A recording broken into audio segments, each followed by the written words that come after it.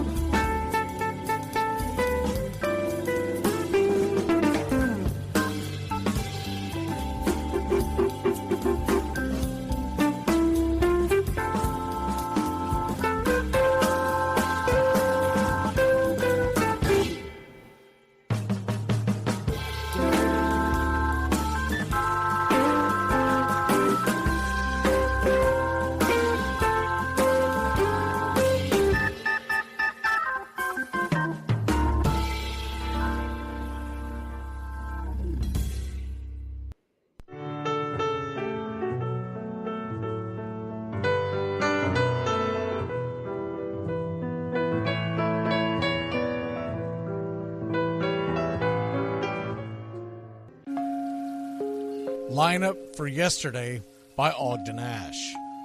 A is for Alex, the great Alexander. More goose eggs he pitched than a popular gander. B is for Bresnahan, back of the plate. The Cubs were his love and McGraw his hate. C is for Cobb, who grew spikes not corn, and made all the basemen wish they weren't born. D is for Dean, the grammatical diz. When they asked who's the tops, said correctly I is. E is for Evers, his jaw in advance, never afraid to tinker with chance. F is for Fordham, and Frankie and Fish. I wish he were back with the Giants, I wish. G is for Gehrig, the pride of the stadium, his record pure gold, his courage pure radium. H is for Hornsby, when pitching to Raj, the pitcher would pitch, then the pitcher would dodge. I is for me, not a hard-hitting man, but an outstanding all-time, incurable fan. J is for Johnson, the big train in his prime, was so fast he could throw 3 strikes at a time. K is for Keeler, as fresh as green paint, the fastest and mostest to hit where they ain't. L is for LaHoy, whom Clevelanders love, Napoleon himself with glue in his glove. M is for Matty, who carried a charm in the form of an extra brain in his arm. N is for Newsom, Bobo's favorite Ken. You ask how he's here, he talked himself in. O is for Ott, of the restless right foot. When he leaned on the pellet stay put. P is for Plank, the arm of the A's. When he tangled with Matty, games lasted for days. Q is for Don Quixote, Cornelius Mack. Neither Yankees nor years can halt his attack. R is for Ruth, to tell you the truth. There's no more to be said, just R is for Ruth. S is for Speaker, swift center field tender. When the ball saw him coming, it yelled, I surrender. T is for Terry, the giant from Memphis, whose 400 average you can't overemphasize.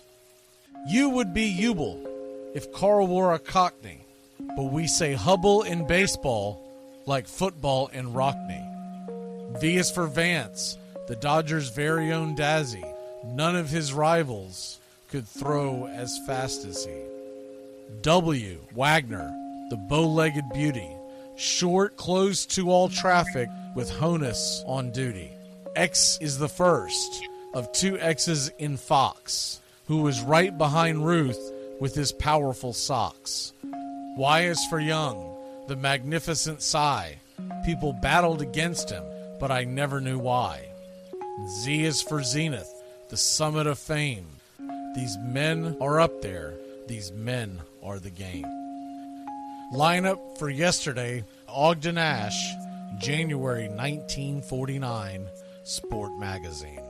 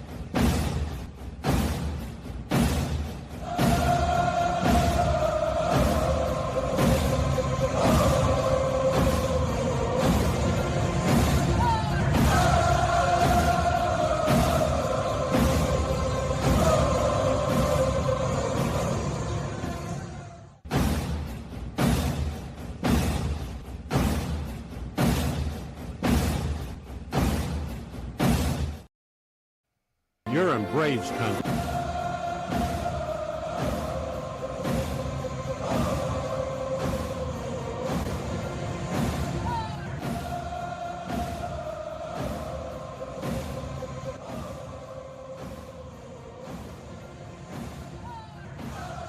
All right, Braves country, how are you? Hope everything's going fine. Not counting what things have been going on around the baseball world.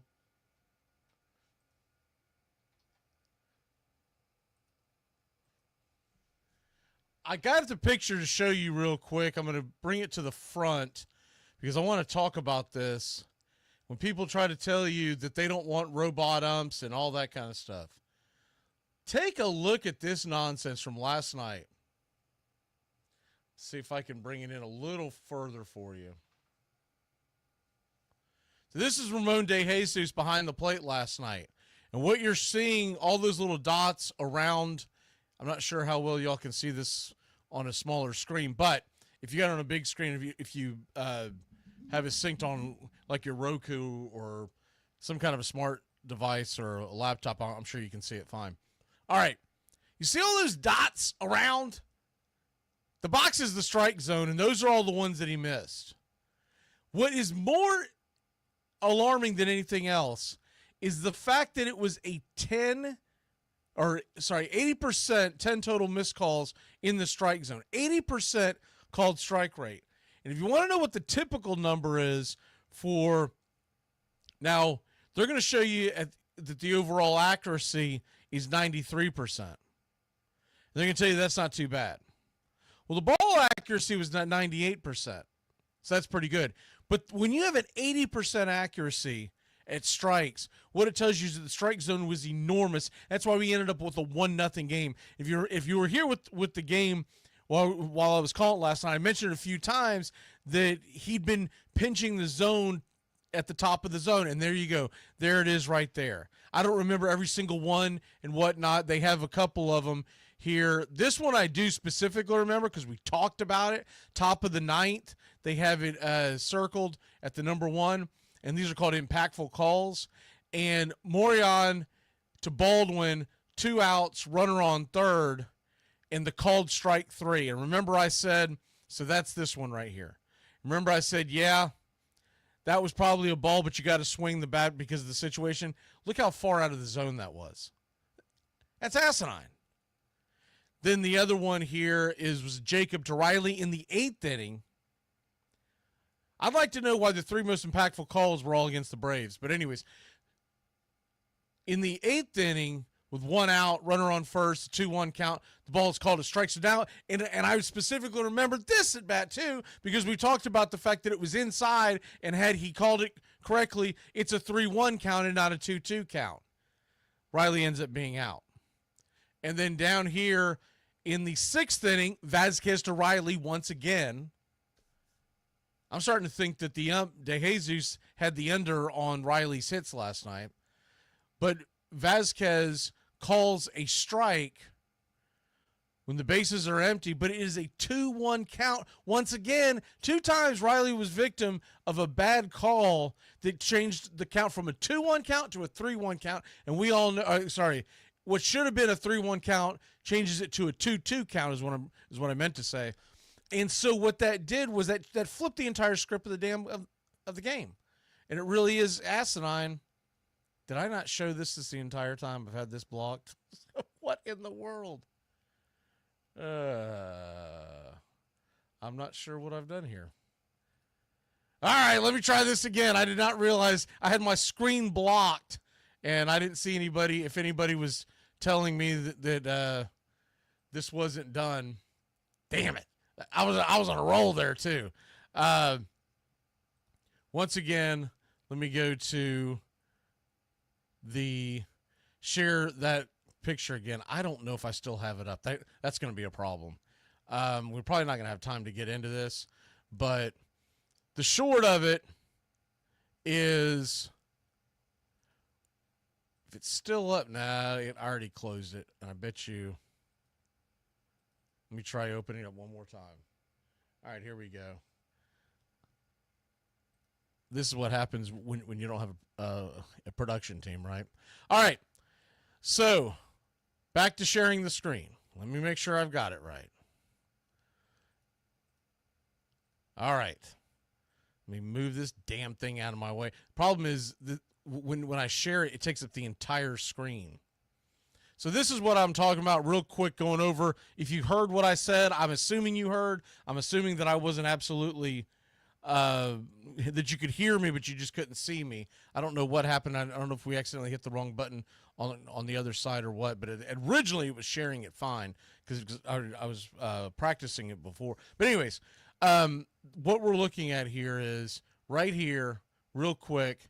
This was the top of the ninth call where the ball was high on Baldwin. This was the top of the 8th call, where you went from a 2-1 count that went to 2-2, should have been 3-1, and same thing in the 6th. Both were on Riley, and really affected the game. When you got a 1-run game, especially a low-scoring game, that makes a huge damn difference. Not to mention the fact we get the ground rule double as the ball is kicked off the shoe of Bummer. I didn't even realize that that's what they had called it, but that's what they called it. Was a ground rule double at the time. So which makes sense because it shouldn't have been an error on Bummer. But the point is, we got hosed last night, and I just hope to hell Paul Clemens is a little sharper. He hasn't been great on the calls when he was on the third base and first base line, but I just hope to hell we're a hell of a lot better. So that's the end of the rant there. Real quick, let me hit the trying to remember to do these. What do they say? After you do it 21 times, it becomes habit. Can you predict what will come in 100 years, or in 10, or in the next minute? Some people think they can. Nuclear scientists, mathematicians, astronomers, biologists. Because they see beyond the known dimensions of time and space.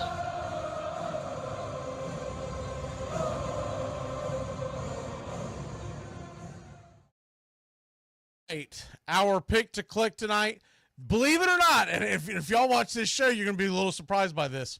I'm going with Orlando Arcia. I'm going with Orlando Arcia because Orlando Arcia, when I saw he was in the lineup, I was about to go on this whole rant about what the hell are they doing putting Trump and Arcia in the lineup at the same time. If you're going to give Baldwin or Allen the day off, I want the other one in.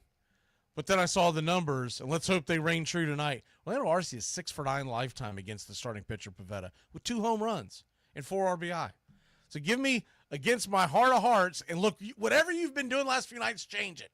Change your shirt, change your jaws, change your socks, whatever you've been wearing, change them because we need some damn luck. So that's why I've got, you probably can't see the shirt very well, but I'm going to start wearing this. If we are on a losing streak of 3 or more, I'm wearing this shirt. And what it is it's just a skeleton of an Atlanta Brave player that says I'm dead inside.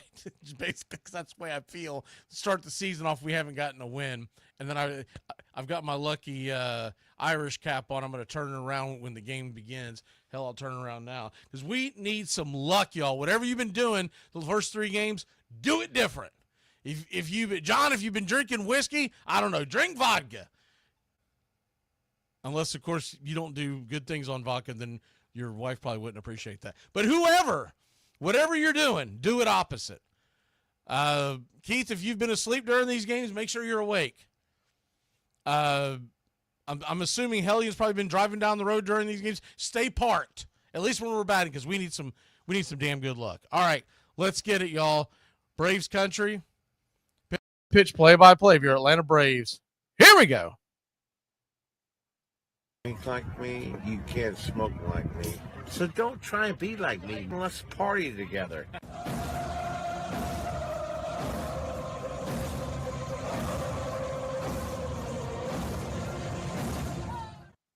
There's something kind of about a kid that's never played baseball. We have been hoodwinked, bamboozled, and flat out deceived. Why did you get so drunk? You got drunk. I'm just really exhausted. What's in that cup? Rum and Cokes? Do you have any idea how important this is? We're trying to save the pub cup. Really? This is what you're doing? This is what you're doing?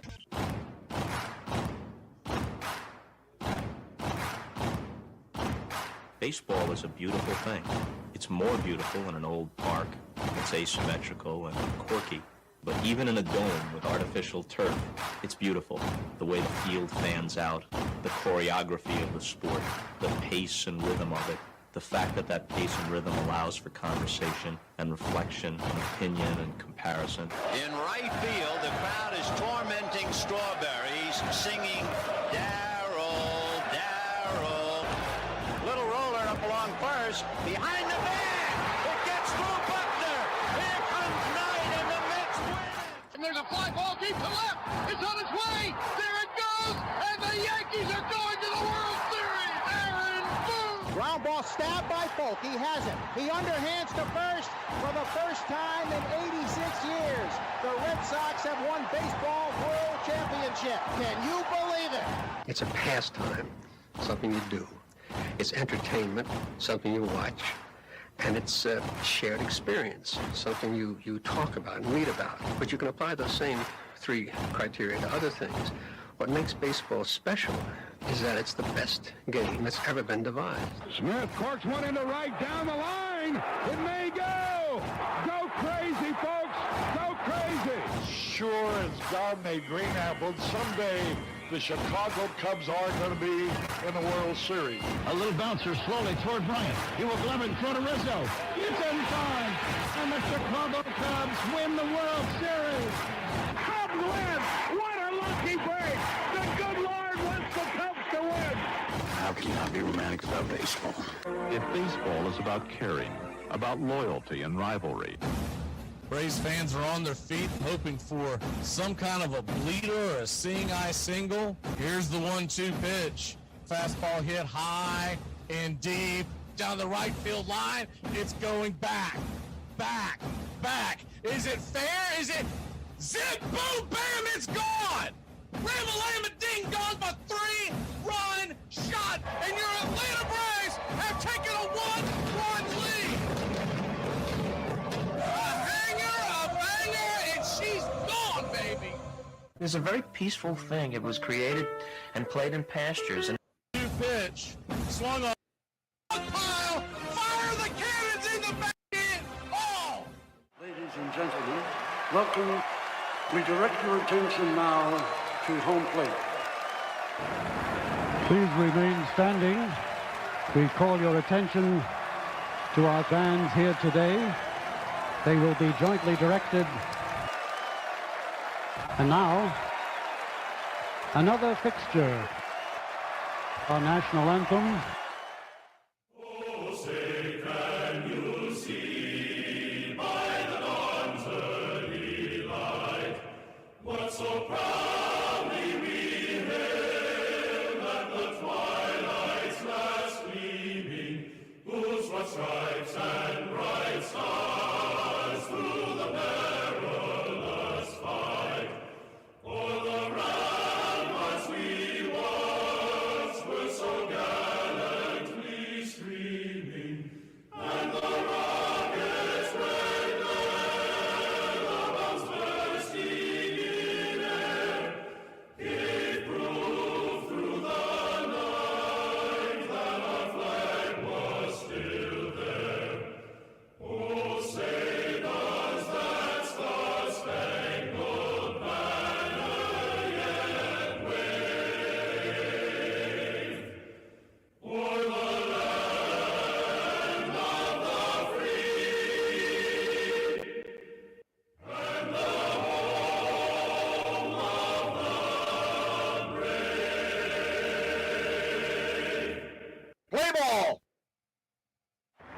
At this time, ladies and gentlemen, we'd like to introduce today's teams as participants in this historic game.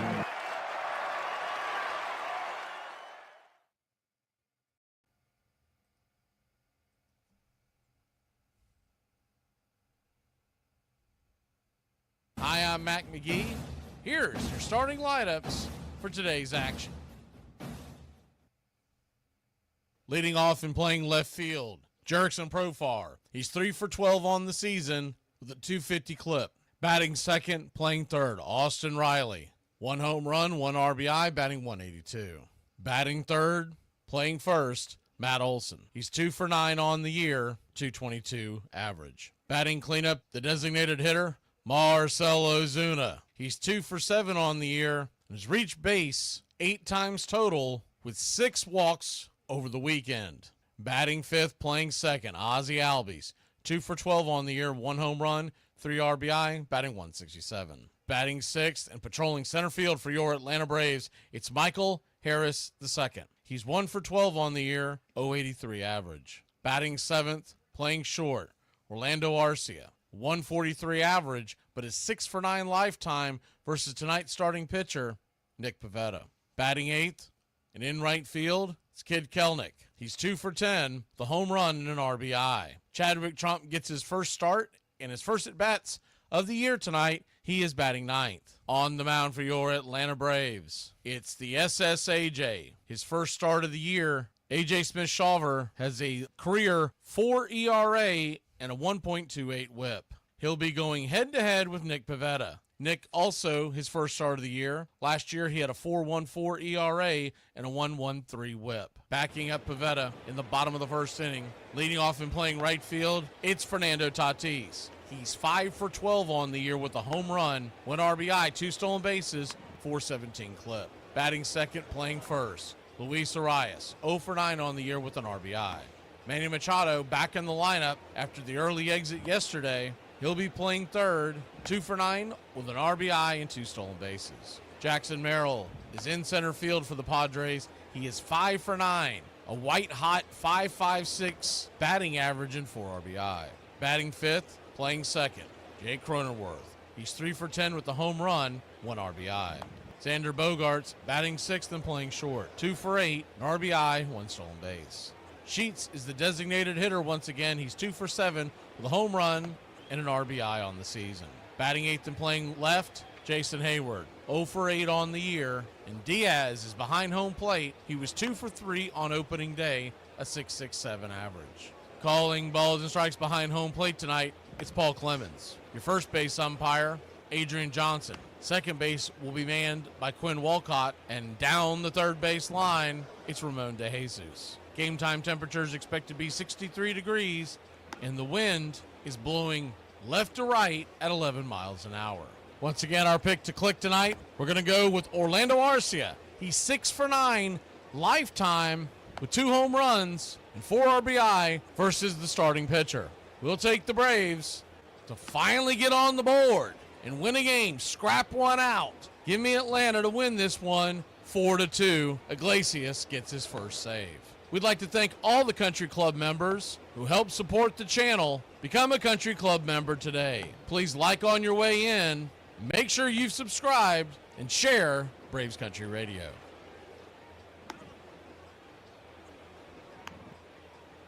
Keep playing like this, we'll be the laughing stock of the league.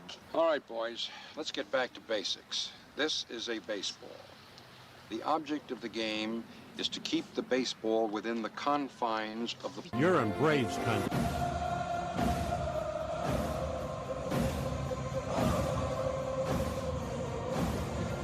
I love this city. It's a fact. It's the greatest city in the history of mankind. Discovered by the Germans in 1904. They named it San Diego, which of course in German means a whale's vagina. No, there's no way that's correct. I don't know what it means. I'll be honest, I don't think anyone knows what it means anymore. Scholars maintain that the translation was lost hundreds of years ago. Doesn't it mean Saint Diego? No. No, that's what it means. Well, agree to disagree. Get this bus moving. Stop. Come back. Too late. Roll call! Yeah, roll call! You're in Braves country. Good evening, Braves Country. How the hell are you?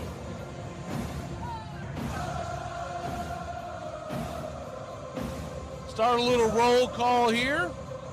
Good evening, Goat. Good to see you, Charlie. Hellion, Joe Rowe. Velvet. I don't think I've seen Velvet in a hot minute. Good to see you back. Alex. Nara. Jillian. Charles Fritz.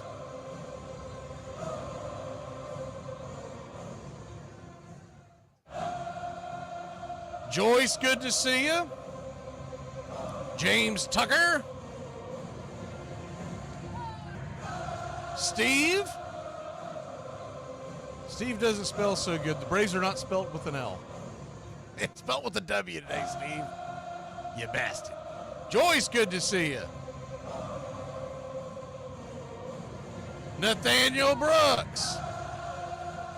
Gary the Real McCoy. What you talking about, Willis? Mark Ricardo. Lucy, he's home. See if I've missed anybody as I scroll towards the bottom here. We have missed you. Heather, good to see you. D. I think I had Joyce already. John Blair. Corey. Good to see everybody. If I missed anybody, jump on in. We'll still say our salutations as the game progresses here. I try to keep up with it. The chat's getting so fast, I have a hard time looking for it. Jedi, good to see you. Amen, Jedi. All right, we're just about set for pitch-by-pitch, play-by-play of your Atlanta Braves. We will be back in a flash. Grab you a cold one and find you an armchair. It's go time, baby. We got to get a W. The first one. I want to win before we see April. Are you kidding me with this? Let's go. Hey, Braves Country, Mac McGee here for American Rebel Beer.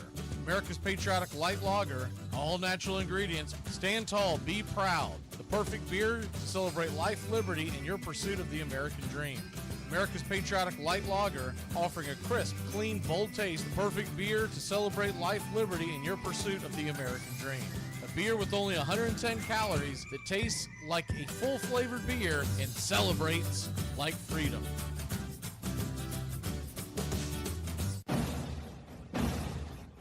Hey, Braves Country, this is Mac McGee with Braves Country Radio. We are bringing you pitch-by-pitch, play-by-play of your Atlanta Braves all year long. Join the Country Club today. Help support Braves Country Radio. Join the Country Club today. It helps us bring you more of the game we all love. Braves Country Radio, your home for the classic call of Braves Country Baseball.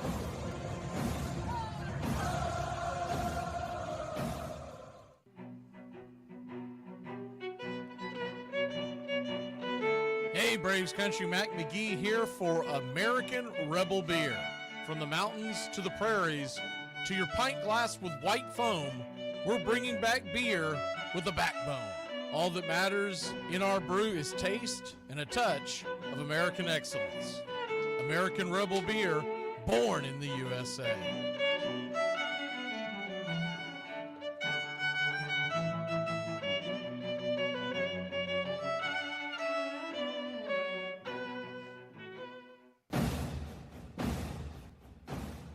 Ladies and gentlemen, we interrupt our program of dance music to bring you a special bulletin from the radio news. Sit quietly and we will control all that you see and hear. There is nothing wrong. You are about to participate in a great adventure. You are about to experience the awe and mystery. You unlock this door with the key of imagination. Beyond it is another dimension, a dimension of sound, a dimension of sight, a dimension of mind. You're moving into a land of both things and ideas. You've just crossed over into adventures in time and space. We offer you Braves Country Radio, your home for the classic call of Braves Country Baseball. Hi, folks. Join us now for another Braves ball game. Yes, sir. This is the one we've been waiting for. This is it. This makes you feel like it's spring and baseball. No more measles and free tickets to the circus. You're in Braves Country.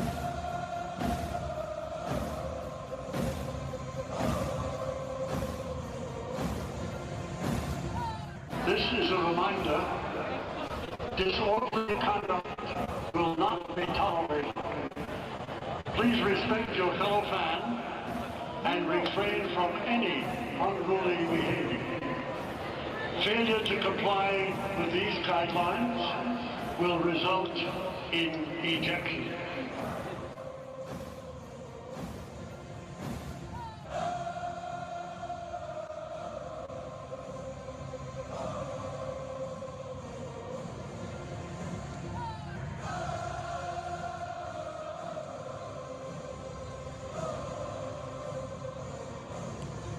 Welcome in, Braves Country. Just a couple minutes away from first pitch. And if you notice, we've been working. Well, I've been working. I always say we, but I'm usually a one-man show back here. Sometimes I get some help. Sometimes Jason has time and a couple other folks. do want to shout out to those on the radio station that carry us and help us out. But today, I got to thinking about it yesterday. I didn't have time. I thought about it all last night. During the game, I was like, man, it was so close in that vote for if everybody wanted to name our mascot Ribby or Dinger. And I did think the right one won for that mascot. But I did like the name Dinger, and I was like, man, we got to come up with something that represents a Braves home run, so someone has. And the one that we took away was the one that I think it said run scored, and it was just a ball that was on fire. And we can look at the analytics and see that was one of the least popular ones. So that was the one I decided to take away. If we get an extra one, if we get a chance to get an extra one, I want to bring back the red K, the normal strikeout K, but I know that Gary really likes the backwards K, which is the one for caught looking, so we've just decided to keep that one. But with all that being said, we created the second guy. So this was the first guy, Ribby. And that's just basically like a rally guy, a guy who's coming up when we got guys on base and we want an RBI. I've always liked the term Ribby, and so that's how that came about with that. And I don't remember who came up with Dinger or said that they thought Dinger was going, but I love it, and that's Dinger. And I had to work on that today. That took forever because I didn't just download that. It took forever to try to find the eyeballs to look like in the hand pointing and all that stuff to make it look like he's hitting a home run. And the original sign doesn't look anything like that. It said home run, but it looks terrible. So did that and changed it to Braves colors and all that kind of stuff. We might do more with it. And my wife mentioned to me on the phone today, she said, how come there's not a girl? I was like, well, I said, I don't think they have genders. They're just baseballs. But if you're going to give it a gender, I guess you have to because it's got balls, right? Anyways, well, I think we're going to come up with a female mascot. I just got to come up. I got to think of the name and got to figure out how we're going to do it. But that might be a little further down the road because I am so swamped with all the other stuff. Pretty cool scene here in San Diego. Of course, it is the home of the United States Navy, one of the big ports. That and Jacksonville are two of the biggest ports except for the home port up north. And so they have quite a few servicemen and women who are, I think what's going on is that they're in the middle of the field getting their, the players are signing autographs and giving it to servicemen and women who are out there, and they're getting the ball signed, getting to meet the player, and then go. And the servicemen and women are going back to the stands, and I'm sure they're going to get they're going to live the life of Riley tonight. I would tend to think they're going to have great seats and the whole 9 yards. I've always liked that about the Padres. I like the fact that they it's Sunday, so we'll see the Padres with their military inspired uniforms. If you can see them on the TV, they have the U.S. They have the United States of America patch on the sleeve, and it truly looks like fatigues. I'm not sure who designed it, but they've had this around for a while. I've always liked those jerseys, and I think they go with the brown as opposed to like the true blue for Navy, because you're talking about that's the Padres colors. So that's what they're wearing tonight with the military-inspired Padres uniforms. It's not their City Connects. Their City Connects are terrible. These are actually really cool. Braves are going to be wearing their classic road grays top to bottom, laying on the chest. As we bring in the 3D action here, see if it cranks up for us. Laying on the chest, tomahawk underneath, all in red outlined in blue. Numbers as well on the back, and the names are in Navy. Navy ball caps and the white A. And yes, sir, it is baseball time in Braves country. First pitch on the way. to Jerickson Profar. Is swung on and swatted down the line foul. It's 0-1. Righty-lefty matchup. We'll try to sync this up as we go, try to get as close as I can to the video. I think I'm a touch in front of it. The 0-1 count. Pivetta comes set. Kicks and fires. Misses with the bender. Curveball coming in at 78 miles an hour. Outer edge, 1-1. 1-1 count. Pivetta brings it. Swing and a miss. 1-2. Infield is back and to the left.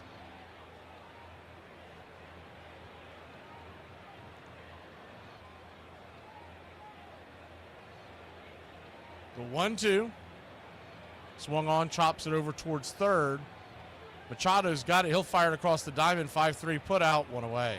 Manny Machado back in the lineup. Found that interesting because I figured, we know how it is with the Braves. Guy comes out where he tweaked his knee. He's gone for 15 days, and they never put him on the IL. Manny Machado's back in the lineup the very next day.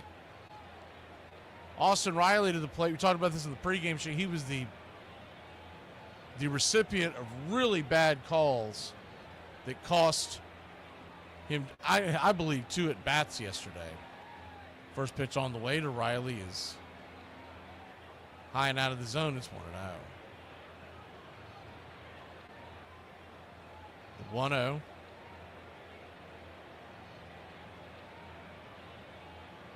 Kicks and fires. 95-mile-an-hour fastball. Misses high, but home plate umpire Paul Clemens pulling the same nonsense that DeJesus pulled last night. Calls it a strike. You can go ahead and mark that down. 1 is a miss. 1-1. 1-1 count. Pitch, swing, rattles it back foul. Just mistiming that one up. 1-2. And people, I know there's a lot of fans out there that probably think that we're just sour grapes because we've lost a couple of games to start the season. But it's those types of pitches when they miss those calls. As the 1-2 pitch misses high and out of the zone, 2-2. It affects the rest, not just the rest of the at-bat, it could affect the rest of the inning.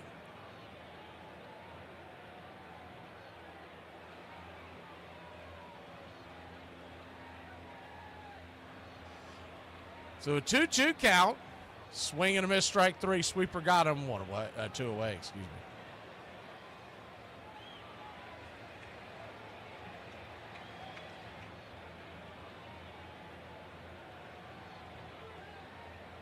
Braves nothing, Padres nothing. Just getting going here.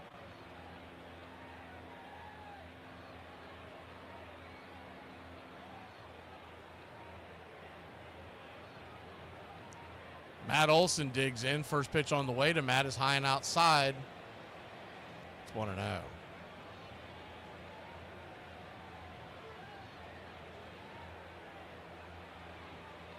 The 1-0 from Pivetta.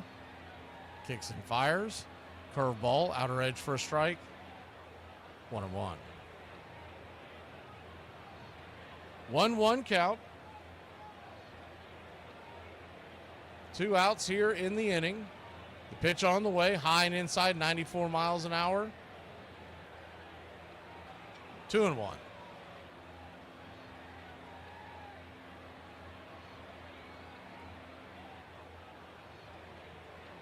The 2-1.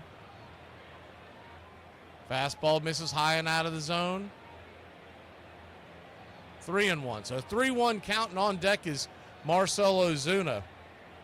He's off to a really good start. He's walked 6 times over the first 3 games.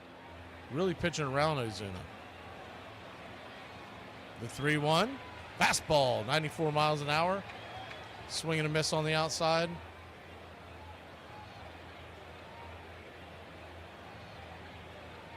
Ozuna lumbering on deck, hoping to get his shot here.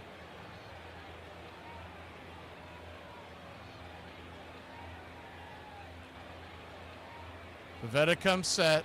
The payoff pitch swung on and lifted into left field, going back on the track. just before the wall, making the catch is Jason Hayward, and that'll end the inning. Matt Olson gave that one a ride. We'll be back in a flash. The SSAJ on his maiden voyage in 2025. Babe Ruth was a legend. Most think he was just a power hitter, but he was more than that. He was a great hitter. He finished 6 seasons with at least 135 RBIs and 135 walks, which matches the number of those seasons by all other players combined. He is the only player in Major League history to have both pitched a shutout and recorded a multi-home run game in the World Series. His 182.6 career WAR is the best of all time. To show just how impressive this is, Ohtani produced a 9.1 total WAR, pulling double duty in 2021. If he maintained that WAR for 20 consecutive seasons, he would still be 0.6 WAR short of matching Babe Ruth's WAR total. His pitching career spanned at least 10 seasons, and not a single one of those seasons did he have a losing record. He finished with at least a 210 OPS plus in 9 seasons. That's more than double the amount of any other player. And don't forget, there was nobody else you wanted on that postseason mound. In 31 postseason innings, he had a .87 ERA, which included a 29 2/3 inning World Series scoreless streak. No one is breaking his 177 runs scored in 1921. Even at his peak, Barry Bonds never had 150 runs in a season. Was there anyone better than the Sultan of SWAT? Was anyone more dominant than the Great Bambino during their career? Try to see how far it goes back where all of a sudden you saw some expression of emotion or grandstanding or, some kind of, except the total respect for the game and the opposition where you just stuck your head and you went around. I got to believe that Ricky was one of the first. Hall of Famer, big-time record breaker, sure. But never forget, Ricky Henderson was a trailblazer. It was in '79 when he broke in. I said, who is this guy? Snatching the ball out the air. Henderson back. He has it. I think a lot of that is where you're from. It's where you're from and how you came up. For those of us that had dreams of playing baseball, we could go down the street and see Ricky play a baseball game, man. I don't know how to say it any better. He was Oakland. Braves Country Radio, your home for the classic call of Braves Country Baseball. Welcome back. Fernando Tatis will lead us off. He has been one of the hottest batters to start this season, along with Will Merrill, who'll be batting fourth. The SSAJ goes to work, and the first pitch, 96-mile-an-hour fastball, just below the knees for a strike. It's on one. Well, they give him a ball. It's 1-0. 1-0 count. AJ quickly back to work, fires in a 97, just misses. 2-0. Braves nothing, Padres nothing.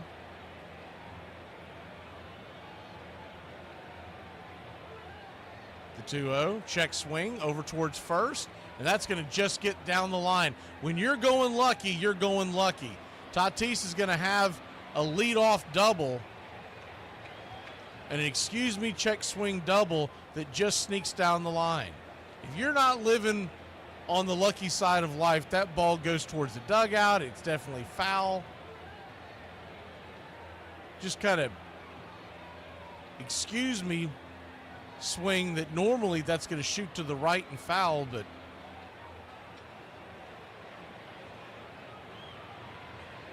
they have definitely gotten the fortunate card in this series so far. First pitch on the way to Luis Arias is a swing and miss fastball, 95 miles an hour. It's 0-1.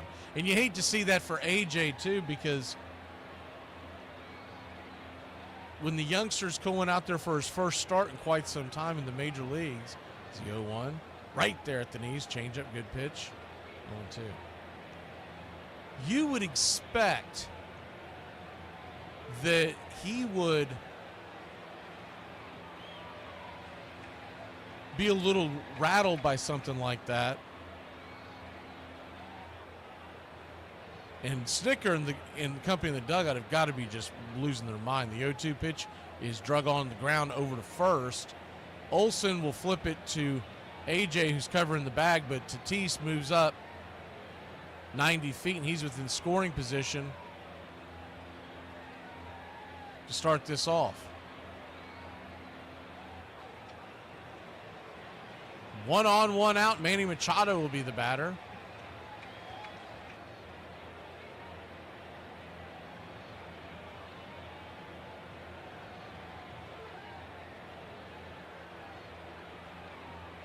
Righty-righty matchup. First pitch to Manny is a sweeper on the outer edge. Misses by a mile. It's 1-0.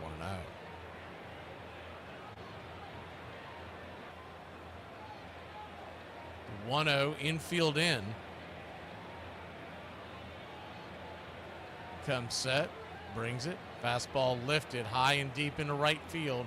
Going back on the track. It's going to go off the wall. That's going to be an RBI double for Manny Machado. Tatis easily scores. Machado's in with the stand-up double. 103 miles an hour off the bat of Machado here in the first inning.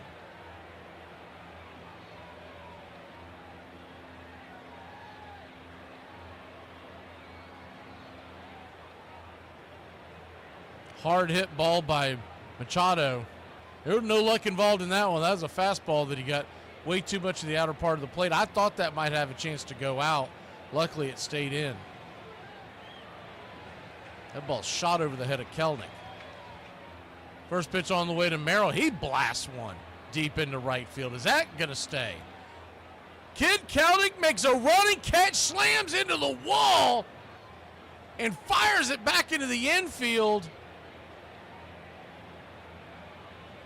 Holy cow, Kelnick on a dead run smashes into the wall.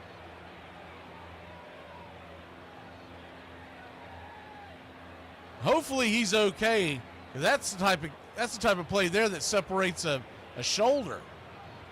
He definitely saved a run there. Slammed right into that crevice. I'll tell you what. This Jackson Merrill is a ball player. He smoked that ball. First pitch on the way is changeup, just below the knees for a ball. It's 1-0. 2 outs now.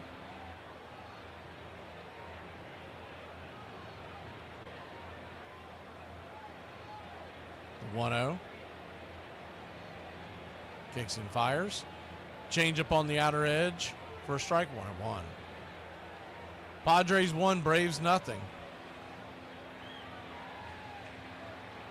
If you're just joining us, Tatis scored off of a double that he was gifted on an check swing that dribbled down the first base line. The 1-1 swung on and missed. Changeup 1-2. But since then, Machado and Merrill have both hit 2 balls very hard.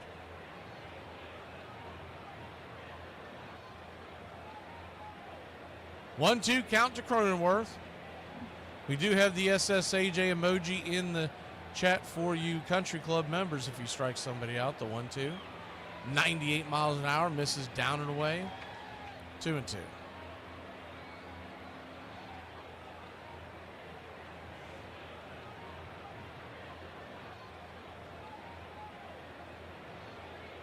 The 2-2 count.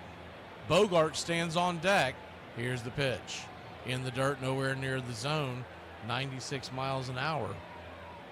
Full count. I understand the thought process of not even wanting to lay one in there to Cronenworth, but I don't know if you want to keep putting ducks on the pond. Bogart, so he would be the right-handed bat. He's a very dangerous bat in his own right. Full count from AJ. Here's the pitch. Swing and a miss, strike 3. The SSAJ gets out of Dodge. That could have been a heck of a lot worse. Let's get some runs on the board, Braves country. His wife ruined mine and my buddy's whole fish trip. Huh? I mean, my buddy, it was Saturday morning, and we were going on a fish trip. We was going to be gone all day.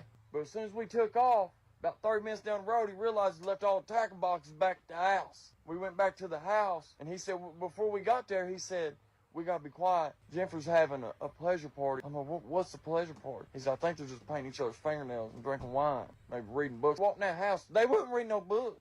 There was not a book inside. Well, his wife had in her hands, it ought to be a crime. Where you going to put that thing up?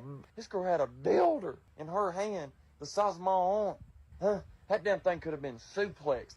You could have got that damn thing in a headlock. That thing I ain't never seen. I was so dumbfounded. And you didn't smell nothing but like burnt plastic, and you didn't hear nothing but sound like somebody shaving, but nobody was shaving, huh? She gonna shave some years off her life if she sits on that thing. I know that.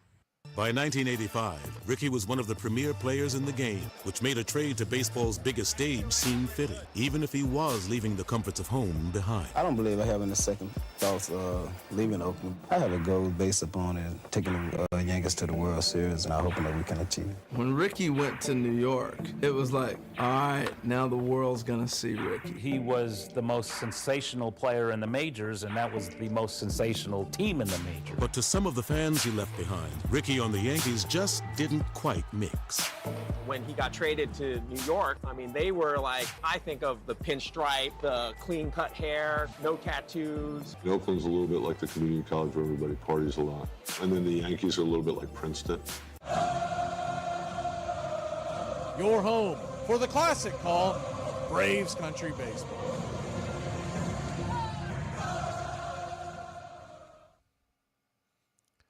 Welcome back to Braves Country Baseball here on Braves Country Radio. Please subscribe and share today. We'll start off here. Top of the second inning, 0-0 your score. And a guy that they have definitely pussyfooted around the entire series, Marcell Ozuna, comes to the plate. First pitch on the way. He's a sweeper outside wide, first strike. It's 0-1. The 0-1. Kicks and fires. Swing, chops it over towards third. Backhanded by Machado. Should be an easy play. 5-3 put out, one away. One down. Marcell Ozuna has walked 6 times in this series, and that is a little unusual for Marcell. He's gotten much better at working the count, but you don't normally see him walk an average of 2 a game.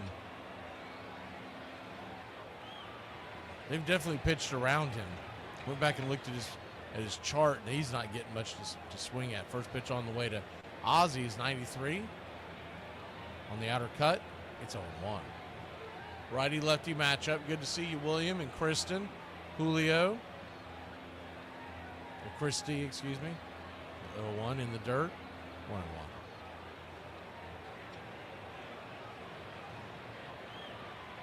1-1. World Drummer, good to see you. Justin. 1-1 count. Swung on, chopped foul. Back behind home plate. 1-2. Nara, good to see you. Trying to get some salutations in for folks I think I missed who weren't here for roll call. John. Can't remember if Justin was in here or not. John and Justin. Maybe Gary was. Luke. 4-seam fastball misses high inside. 2-2. I don't know if that was a...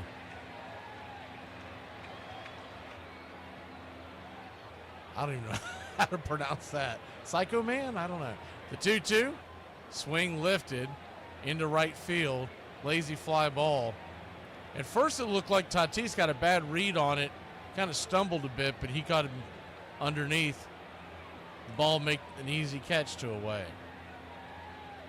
Josh and I know Jake, James Hagan, Brian, Jose, AY. Couple of the latecomers in here. Mario, Ron. First pitch on the way to Michael Harris. The second is a 4-seam fastball. Right down the pipe across the chest, about letter high. It's 0-1. Righty-lefty matchup, 2 outs. The 0-1. Swung on and sliced foul and out of play. 0-2. Same thing we had from last night. Those shadows beginning of the game here are pretty pronounced between home plate and the pitcher's mound. The 0-2, swing and a miss. I mean, he just had he looked like he didn't study for that quiz at all. We'll be back in a flash here on Braves Country. Top of the second we go. 0-1, bad guys. Today we talk about baseball's first superstar, fantastic mustache and all. Stand up and show your respect to baseball royalty. This is the career of King Kelly. He was once named one of America's best dressed men. He hit 300 or better 8 times, leading the National League in hitting twice, once in 1884 and once in 1886. Man, could he get around those bases, leading the league in runs 3 times and stealing 50 or more bases 5 consecutive years in a row. He had some pretty legendary games in his career, once scoring 6 runs in a game and another time stealing 6 bases in a game. While playing a game in Chicago on a hot summer day, he brought a mug of beer with him to the outfield. It wasn't long before one of the hitters sent a fly ball his way, in which he made a one-handed catch with mug in hand without spilling a drop. He was regularly arrested for attempting to play baseball on Sundays, which violated the city's blue laws. He often skipped bases on his way home if he knew the umpire wasn't looking. He is often credited with popularizing the hit and run and the hook slide. His theatrical slides were known to throw the crowds into a frenzy. The Yankees' image was corporate, their revenue was wins, and their primary product was championships. To become a true Yankee in New York, you've got to win. So Ricky came in, and they didn't win right away. So where do you point fingers? Halfway through the '89 season, the Yankees traded Ricky back home to an A's team now with a shot at a title. But he was returning with a reputation that had been compromised. One of the old faithful has returned home. Ricky Henderson is here, and he's going to start tonight. We get him.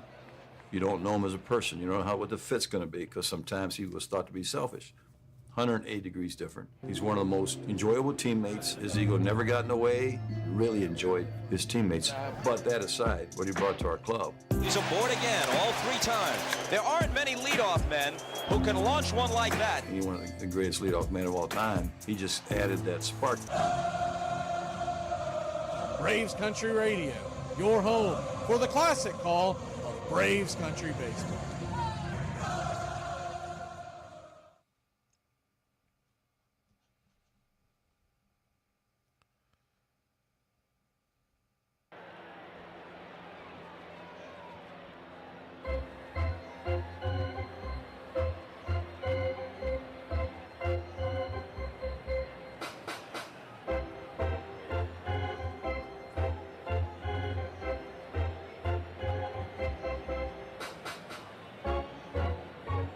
Welcome back.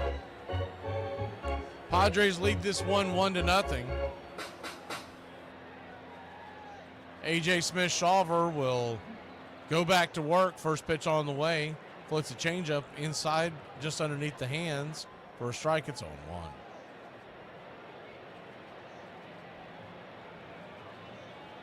The 0-1 swung on, chopped foul. Back behind home plate. Curveball. 0-2. An 0-2 count.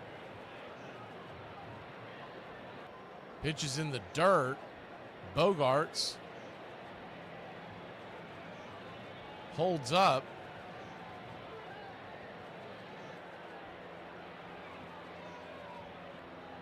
The 1-2. Another one in the dirt. This one, 2 changeups back to back in the dirt. Trying to get him to chase. His changeup has more like a split action, but you're that far away from hitting the zone. It's really hard to get them to go for it. The 1-2. Swing and a miss, strike 3. Went back to the candy store one more time, and that time placed it perfectly. 1 away.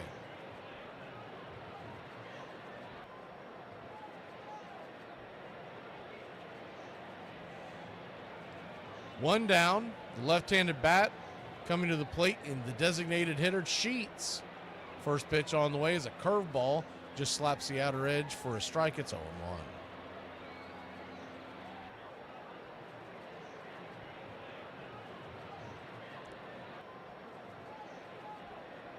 The 0-1, swing and a miss. Chase that changeup.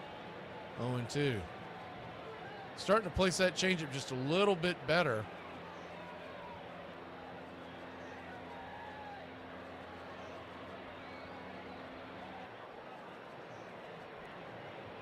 The 0-2 from A.J.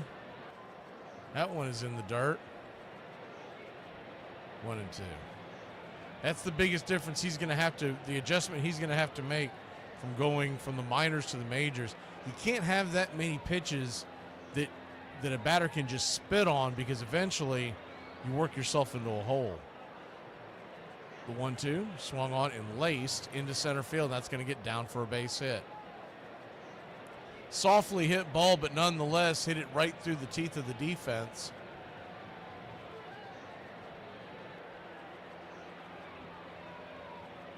One on, one out. Really just went down there and cued it. A little cue shot over the second base bag. Softly hit line drive, but we didn't have a defender in sight. Jason Hayward comes to the plate. First pitch to Hayward is smoked down the right field line. Foul. It's 0-1. Hayward, former Atlanta Brave. We know him well. He loves the ball down and in, and he can drill it if you put it in the wrong place. Hits for low average, but still athletic and still a heck of a defender. The 0-1, swing and a miss. 0-2. I bet if I looked hard enough, I have a Jason Hayward jersey somewhere. I know I had one at one point when he first came up. He was one of my favorite players when he first came up. That whole story where the 0-2, swing and a miss, strike three, got him. 2 away. Where one of his best friends had passed away, and they were ball players together, and his mom was a teacher in the area, Jason's friend's mom. And on the day that he was announced that he was going to the bigs, he walked in and gave her a jersey as a sweeper. Did he go around? He did. It's 0-1. The story goes, he came in to give her the jersey, and she did not believe it. Didn't believe her eyes, because he had chosen to wear her son's number, because they were both big Atlanta Braves fans growing up. The 0-1, swing and a miss, 0-2. That's how he became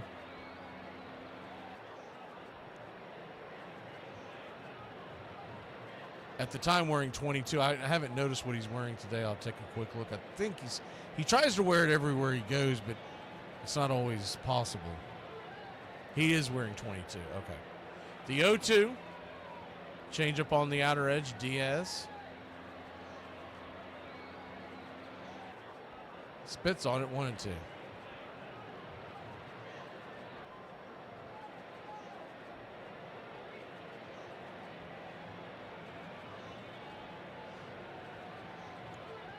Padres 1, Braves nothing. The 1-2 pitch, and the dirt ball gets away. Bad block by Trump. That thing just kicked to the side. He really didn't do anything wrong. That was just unfortunate luck right there. That ball bounced away like it had corners on it, like a football. It just, we're not getting the luck of the draw in this series. Ball hit him. I mean, right? I guess he could have been in position a little better to his left. When the ball's coming in that hard and hot, it's easier said than done. The 2-2, runner now in scoring position. That's the bad news out of all of that. Here's the pitch in the dirt. Good block by Trump again. 1-2. Trump getting the start. Orlando Arcia getting the start. Orlando Arcia getting the start, meaning that Baldwin and Nick Allen would be available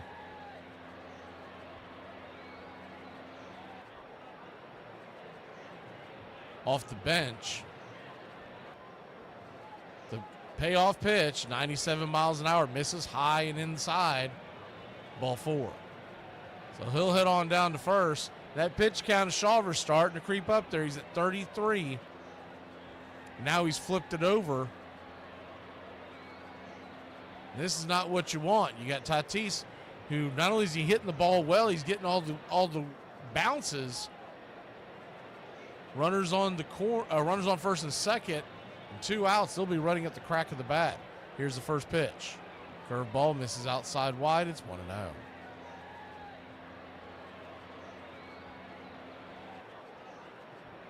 I'm not sure what y'all are talking about, but yeah, all baseball fans You're welcome here. As long as you're kind to each other, we don't care.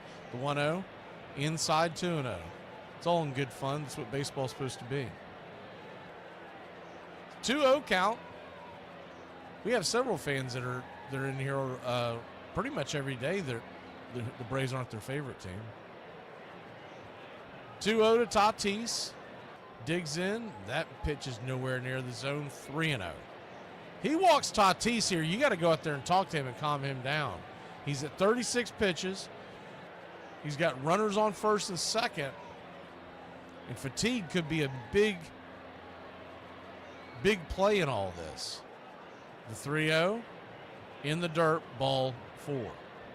So he'll head down to first, and the bases are loaded now.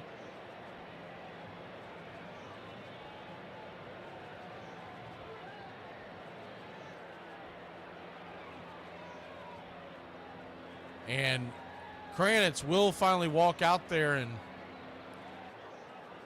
I was a little surprised we didn't see this before the Tatis at bat. We're kind of fortunate that he walked him, to be honest with you, because I was a little worried he's going to hang one in there. You have Luis Arias now, and he's a hell of a hitter.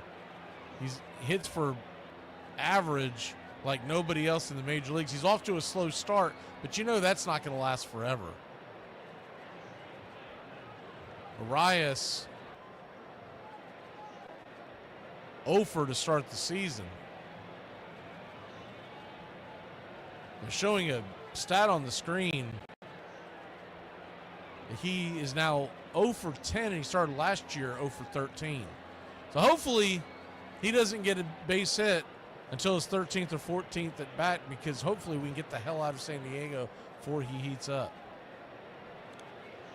Everyone back to their positions. A.J. Smith-Shawver brings the first pitch, 78 miles an hour, down and in. Sweeper misses, it's 1-0.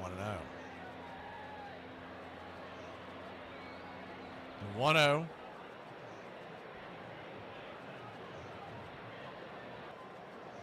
Shawver comes set. Delivers. Curveball right there for a strike. 1-1. I think that was one of the things where Arias just wants to see his curveball, also wants to see him throw a strike. He hangs another one like that. Arias loves to take that pitch to left field. The 1-1. Fastball missing, down and in. 2-1.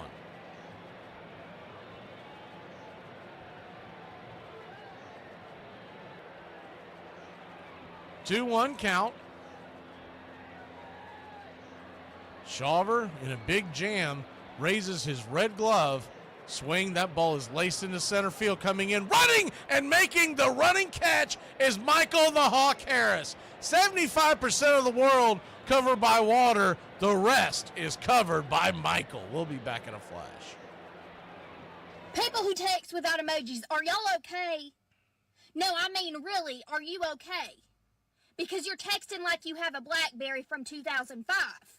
Okay, we use emojis nowadays. I feel like anytime someone don't use an emoji, they're mad at me. So you need to stop. You're making me have to up my Lexapro.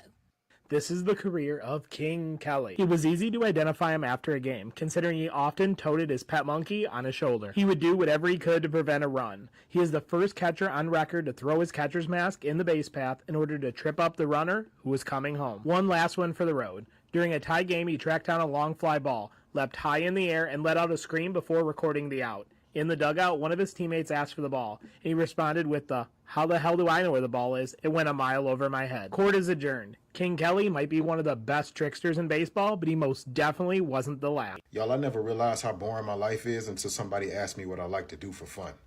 So you mean to tell me when a baby crawls across the floor to get a bottle, it's cute?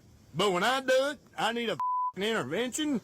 Ground ball to the right side, speared by Phillips, flips Eckersley, yes, and the A's are the world champions. You have certain people who you go, that's my guy, and he's your guy. When you see him on the TV, watch him going, he's a champion. You feel like not even knowing him in a city like Oakland, you're like, that's my homeboy. The first line in this book is, yes, I am a hot dog. So he admits it, and he considers that a compliment. Playing Little League Baseball in the hood. We were talking shit. you know, way back, hey, batter, swing. And you like, when they miss or something, you talking you just grow up and it's just in you. Boy, does he hot dog this. He knows this is gone. Watch this turn. He almost goes into the Yankee dugout. Join the Country Club today to display your Braves pride throughout the ball game. Help support Braves Country Radio. Join the Country Club today. Welcome back. Bullet dodged in the bottom of the second inning. We need two things out of this inning. We'd like to get a run or two back, but we also need to give A.J. Smith-Shawver a breather.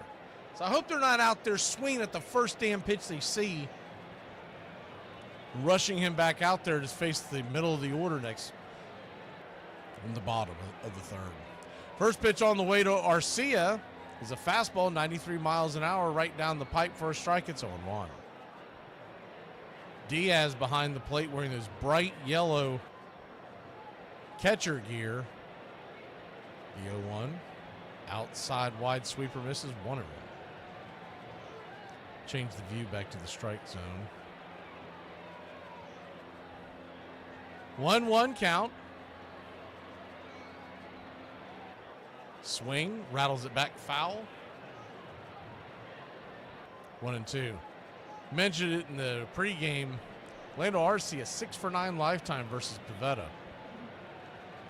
But you wonder if that's when he was smoking hot in 2023. The 1-2 swing. That ball is going to get dropped into right field.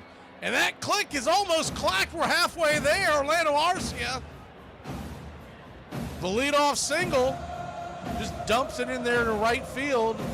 Your Atlanta Braves might have something cooking here in the top of the third. Kid Kelnick will be the batter.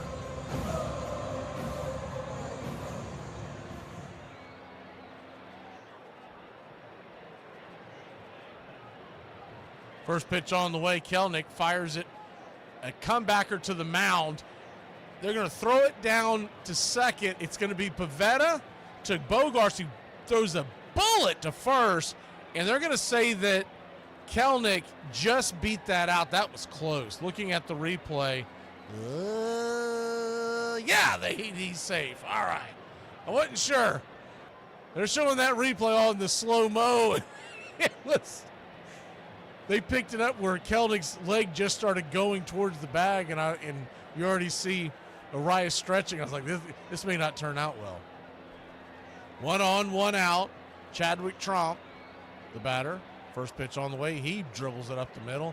This is going to be, are you kidding me, a 4-3 double play. So what I just talked about obviously didn't get conveyed in the damn dugout. You got to eat some pitches when your pitcher just went out there and threw a 20-plus pitch inning. We'll be back in a flash here on Braves Country. Hey, I don't know who needs to hear this, but standing up on a plane and grabbing your bags the second it lands is not going to get you to your destination any sooner. Y'all check this out. I don't spend money on much at all. Like, I'm not a things kind of person. And so I don't have a lot of little knick-knacky fancy. Like, I just don't. I live pretty simple. Well, the other day I found out country crock wasn't real butter. And when I tell y'all I was boys, it got pretty bad.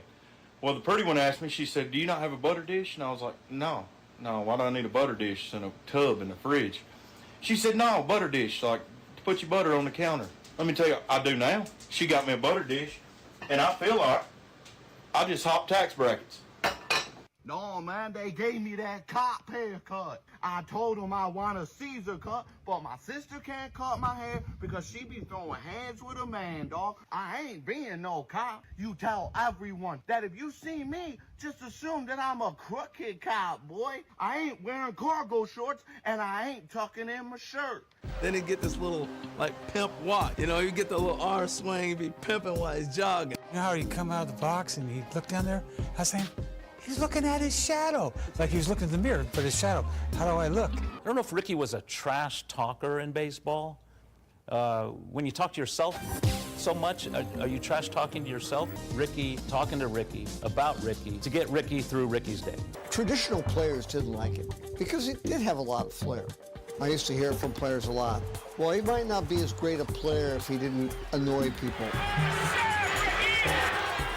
He wasn't trying to get under anybody's skin. It wasn't premeditated. It was just absolute emotion, reaction from what happened, good or bad. That's just who he was. He wasn't trying to show anybody up. He didn't know who he probably got a hit off of. He didn't know who he took deep. He played with guys he didn't even know who they were.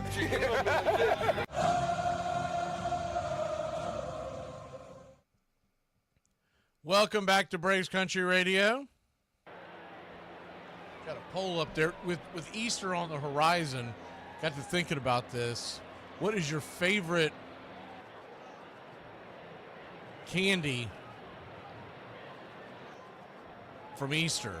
Is it the Cadbury egg? Is it the Reese's? Is it the Robin egg, which are kind of like Whoppers? First pitch on the way to Manny Machado's right there for a strike. It's 0-1. Slider starting off the inning here for Mr. Shawver, who's already at 42 pitches. The 0-1. Outside wide curveball misses 1-1. Then, of course, there was always the old plastic egg that had like hard candy or something in it. Those are usually the ones that your parents hit all over the yard. 1-1 count. Fastball inside misses 2-1.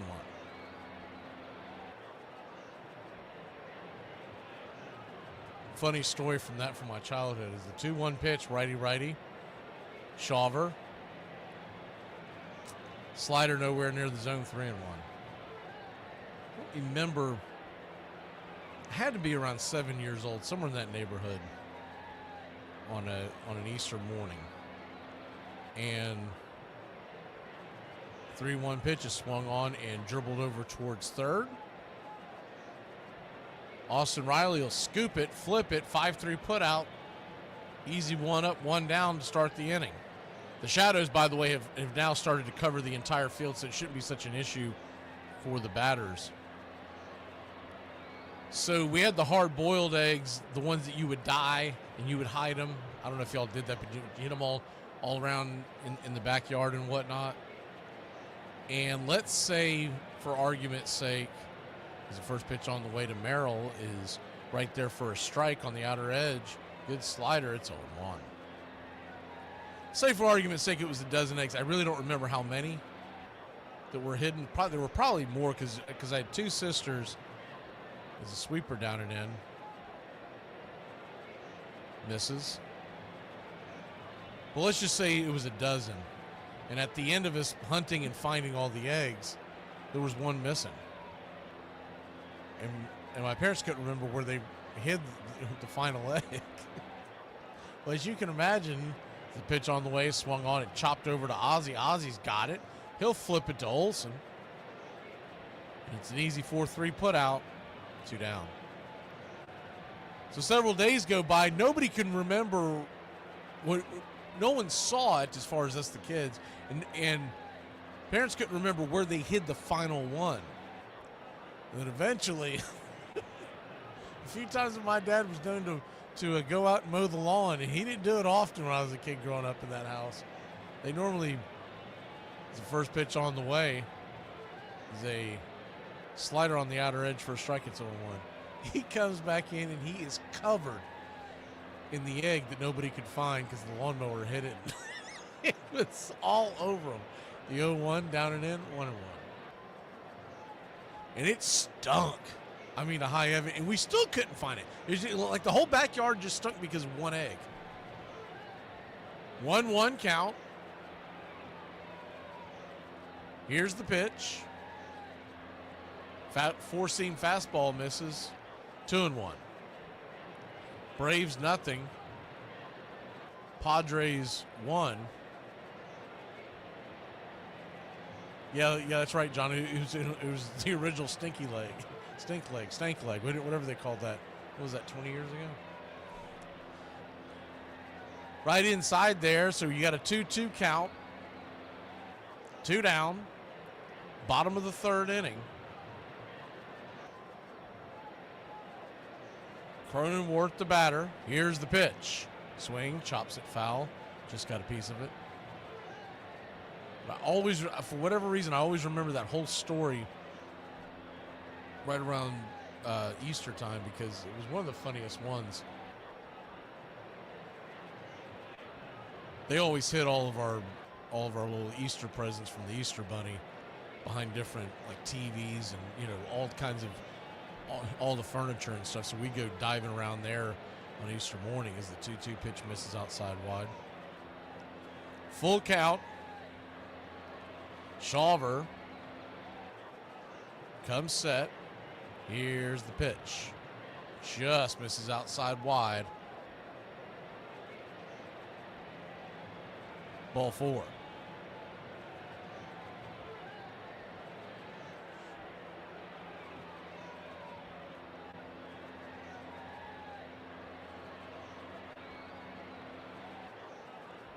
One on and 2 outs.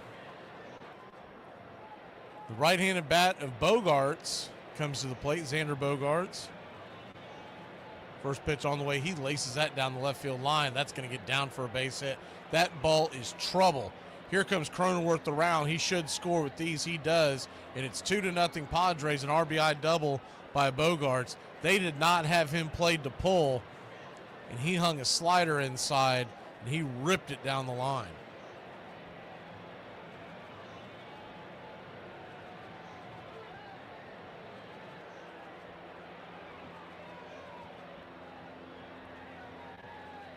What they're thinking there, because if you're gonna throw an outside pitch, an off-speed pitch, you've got to throw him outside, because the way that defense was played, there was no way he was going to get to that ball. Sheets the batter. First pitch on the way. Curveball, swing and a miss. It's 0-1.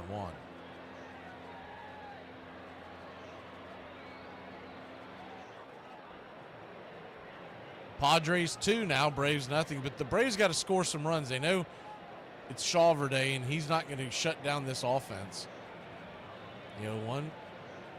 95 miles an hour, blew it right by him, 0-2.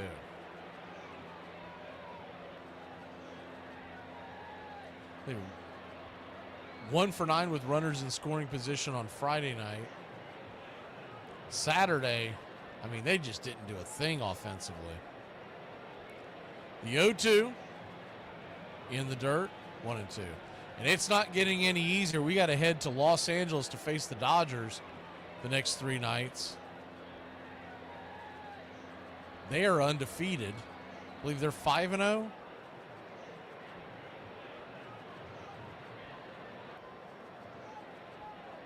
The 1-2. Fastball swung on, ripped up the middle. Diving stop by Arcia. Don't think he's going to get the runner. He's not. Valiant effort, but by the time he came back to his feet to throw him out, Sheets beat him out. So it'll be an infield single for the Padres. Runner at second moves to third. Arcia did save the run. Looking at the replay, he definitely beat it out. Arcia made it a lot closer than I thought it was going to be. I thought he was kind of wasting his time. He actually, if Arcia, as he's coming to his feet, he had a hard time getting a hold of the ball. If he finds the handle quicker, he may get him. First pitch on the way to Jason Hayward is down and in. Curveball misses. It's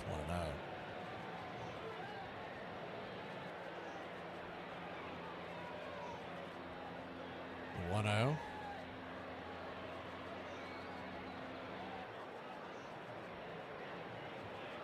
Brings it. Curveball. Right there for a strike. 1-1.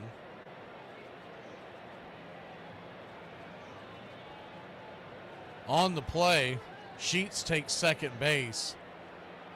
I believe they're going to reward him for a stolen base. It wouldn't be defensive indifference, but Tromp never made an effort to throw the ball. 1-1 count. Swing and a miss. Changeup misses. 1-2. Now a single would mean 2 runs, which would really put us behind the 8 ball.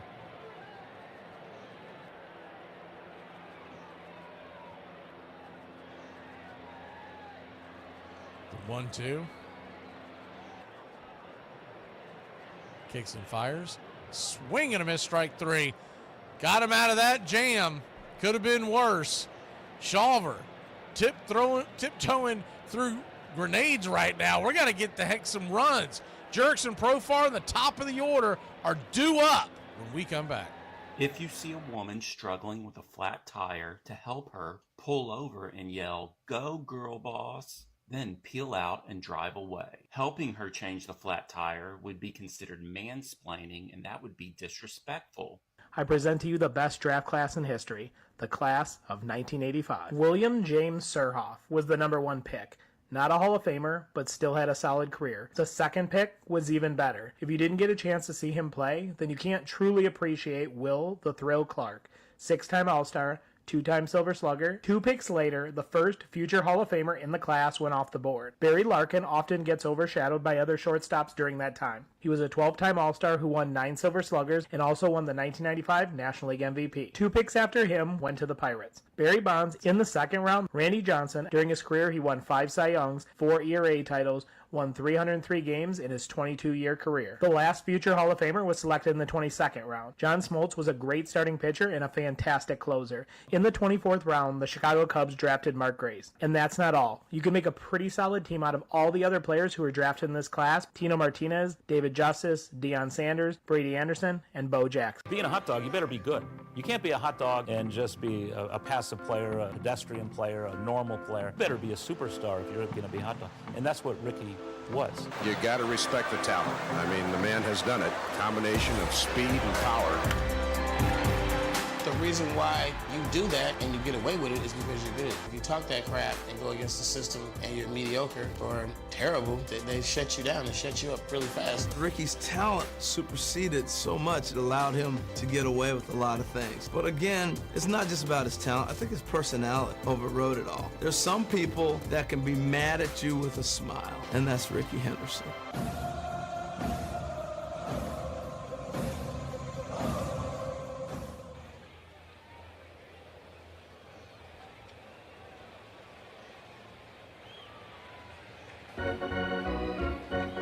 Welcome back. Top of the order. Do it for your Atlanta Braves.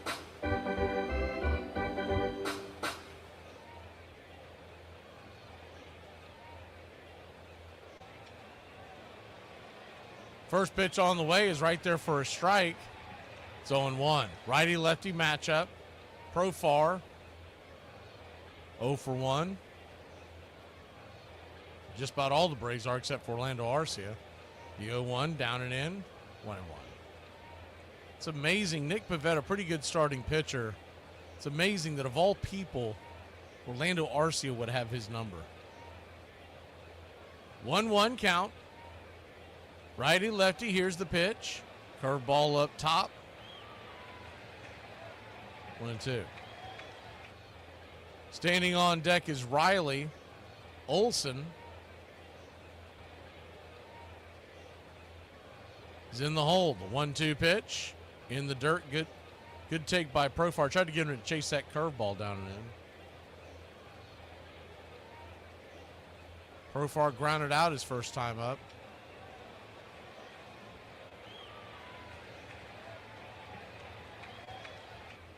The 2-2.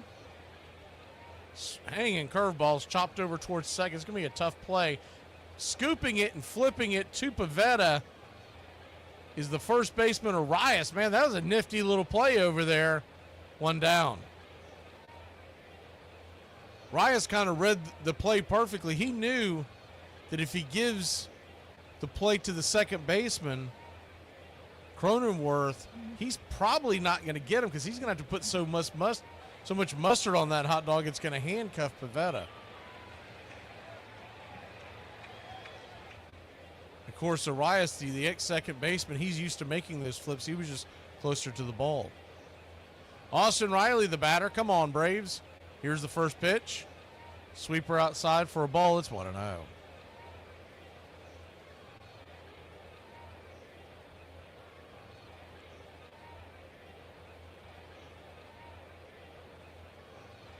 The 1-0.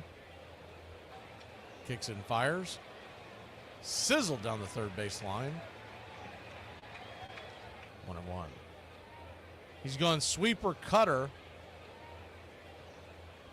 I'm surprised. So the Reese's egg is the most popular one. I thought the Cadbury one would get a little more love. The 1-1 spins him around inside. 2-1. 4-seam fastball, high and tight.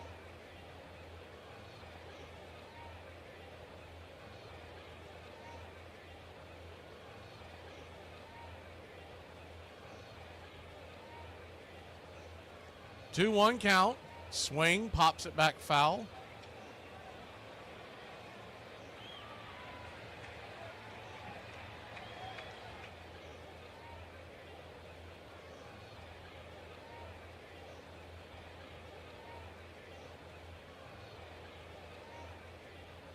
The 2-2. Swing, rifles it high. Into right field, coming in. Charging, making the play is Tatis. 2 down.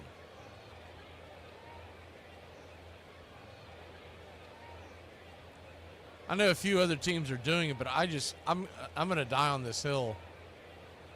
I don't like the idea of a team starting out. Not only are they on the West Coast, but starting out there for 7 consecutive games to start the season. First pitch to Olsen is a fastball right down the pipe. It's 1-1. And I guarantee you that the Braves approved it. Guarantee that they came to them and said, hey, we know you like to be on the road for the first. Is the pitch on the way? It's swung on. That ball smoked into right field. But Tatis will make the catch, and that'll retire the side. Hard hit ball by Olsen. We'll be back in a flash. Braves trail it by 2, bottom of 4. I'm not saying life is beating my ass, but that got hands. If you gave me a choice of any major league manager in the history of baseball to run my team, without question, I'm going with Tommy Lasorda. He once struck out 25 Amsterdam rug makers in a 15-inning game in 1948. And to top it off, he drove in the game-winning run with a single. That same year, he was replaced on the major league roster by future Hall of Famer Sandy Koufax. He was the winningest pitcher in Montreal Royals history, but he was winless in his major league career in 26 games. While managing the Ogden Dodgers, he had players write letters to the LA Dodgers that played their positions in the big leagues, informing them that they would be replacing them in the near future. Over his career, he won 2 World Series championships, 4 National League pennants, and 8 division titles in his 20-year career with the Dodgers. He made it a priority to know the names of all of his players' wives and children and would ask about them regularly. Tommy's not your guy? Put your favorite manager in the comments. Y'all, I'm starting to think Chick-fil-A is either a cult or they beat their employees because they ain't never got my order wrong. When you have a bad day, give up. Go home and sleep. It. Try again tomorrow. Not every bad day can become a good day. Some days are and cannot be There was, in fact, only one Ricky Henderson. And if who the player was, who the man was, had everything to do with where he was from, you could also say growing up in a rebel town like Oakland steeled him to challenge baseball's cultural norms. He wanted to beat you the non-traditional way. It's not pitching and hitting and fielding. It's outrunning you. Well, I think the one thing that stands out with me is just his disregard for the other team as he decided to steal another base. Like, he just did it. Ricky's going, and in with a stolen base is Henderson. He was such a marked man. As a player, one of their priorities was to stop Ricky. The only way you can really keep him from stealing second base, third base, or home is just take him out of there before he even gets there. You're almost better off just say, go to third, and then I can concentrate. Here's Henderson trying to steal the third. The throw to third, safe.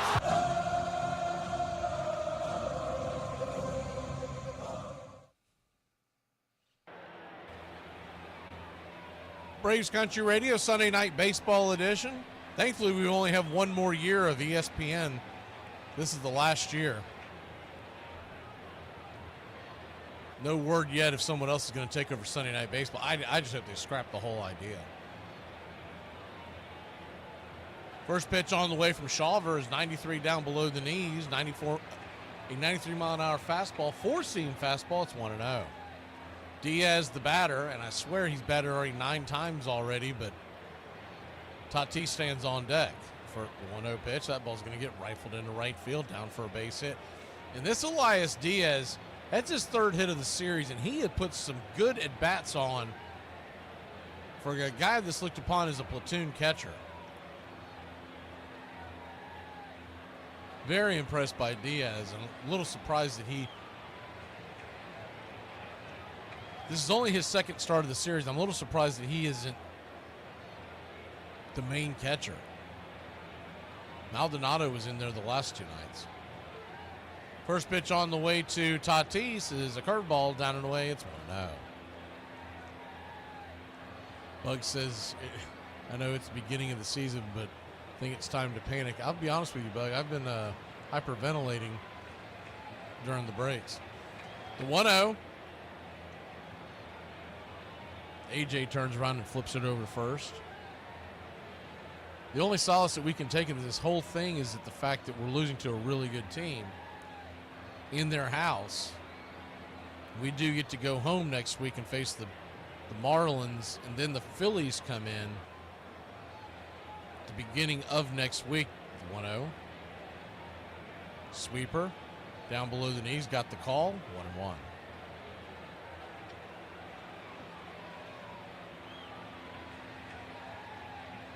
One count.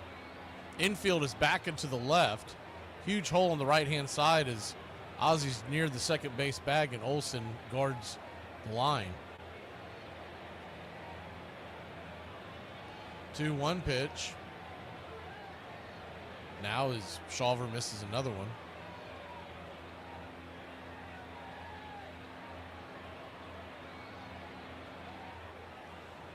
Righty-righty matchup. Diaz with a pretty good lead, the 2-1. Swing, that ball is ripped over to third. It's going to be a 5, 4, 3. Almost got the double play. Tatis just too fast. Riley on that play.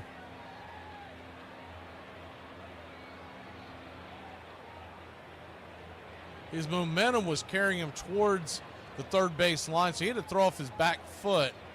I just don't think he got enough on it in time. By the time it got to Ozzy, he was trying to get it down there as fast as he could, but that speed by Tatis is real. First pitch on the way is a curveball outside wide to Arias. 1-0.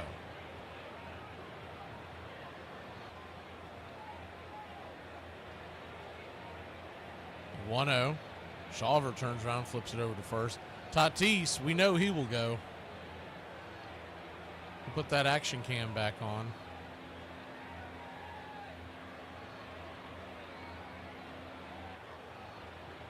Runner at first. One out. Tatis leaning a little bit. Here's the pitch, he's going. Throw outside. Here's the throw down to second, and Tatis will beat it by a pretty good margin. Arcia held the tag. I was hoping maybe he would come off the base, but I believe he held it. And he had an enormous lead. He needs to watch him because Tatis is bound to grab third.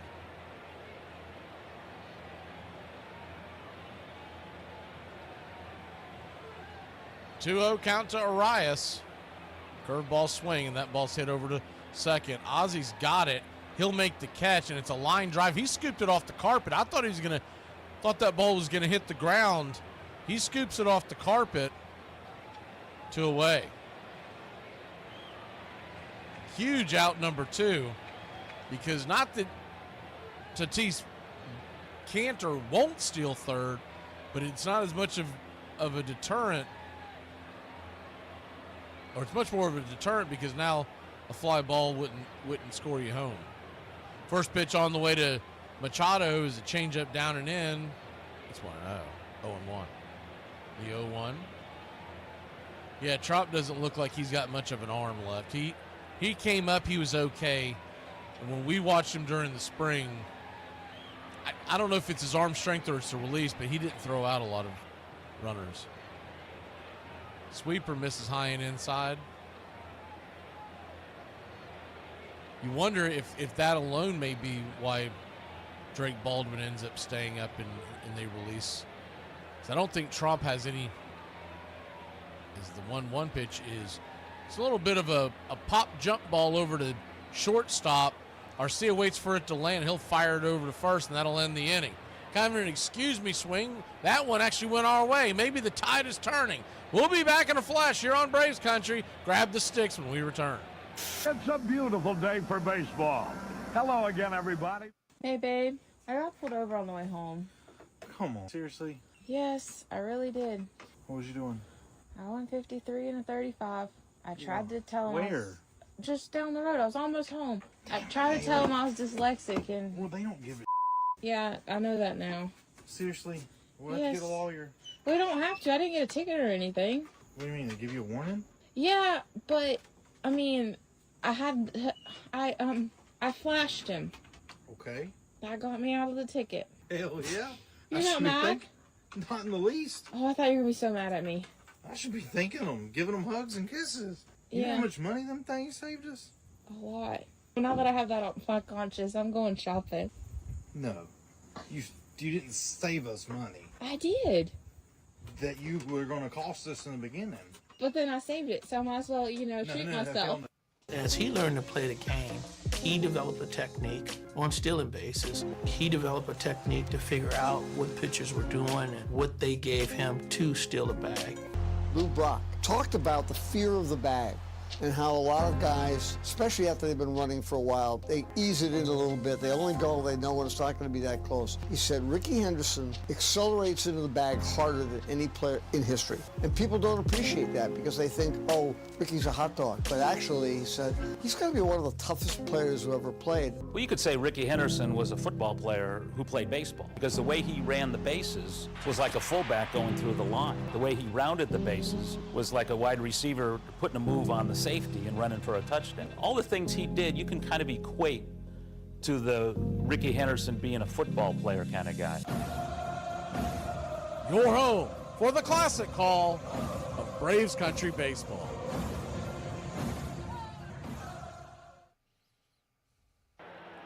Welcome back. So the Reese's Egg won the poll. Cadbury came in second. 52% Reese's, 29% Cadbury, 12% Robin Egg.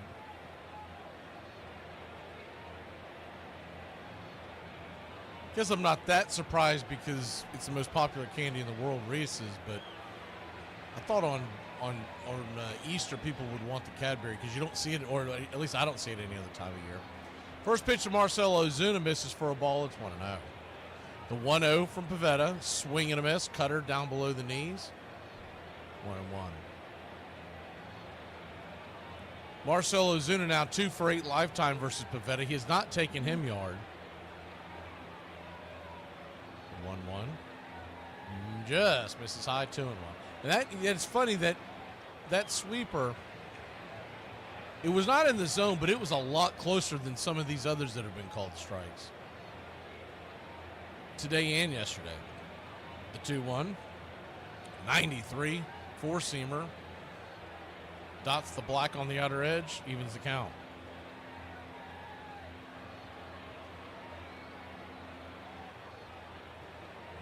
Two count. Swing, pops it up. Back behind home plate, thankfully.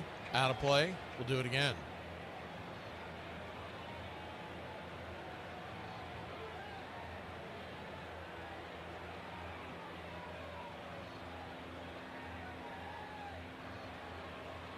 The 2-2.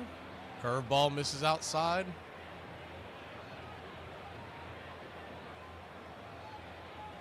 Full count. Top of the 5th inning. Braves trail by 2. The wind up to pitch. Swing. Rattles it foul. Straight back.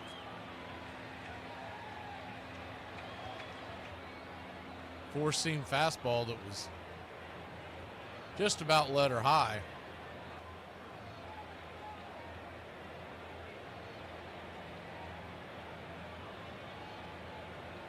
Full count pitch. Swing and a miss, strike 3. 92 miles an hour, just a touch late behind that. He had to have been sitting off speed because normally Marcell Ozuna tattoos that into the balcony.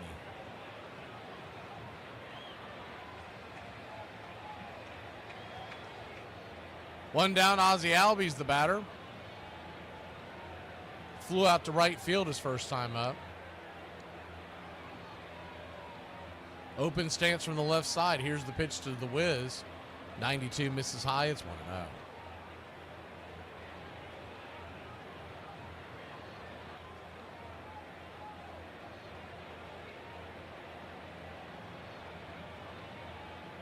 The 1-0. Swung on. Fouls it back.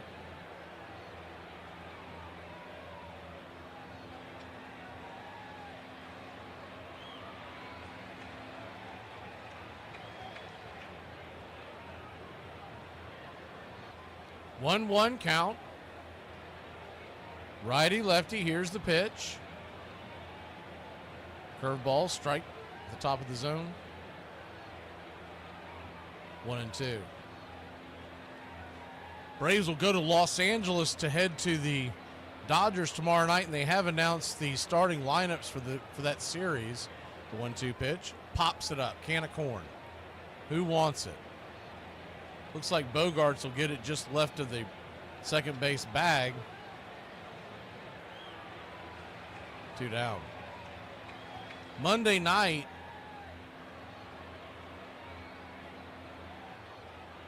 you've got Grant Holmes versus Tyler Glasnow. That's not funny. I mean, what? We've got to face probably I guess Snell could be their number one, but essentially they're number one with our number 5. First pitch on the way to Michael Harris is a curveball, grabs the top of the zone for a strike. It's 0-1. Tuesday night, it's Chris Sale versus Dustin May. Curveball misses outside wide. 1-1. And then Wednesday, it's Raylo versus Snell. 1-1 count. Swing, chops it foul. 1-2.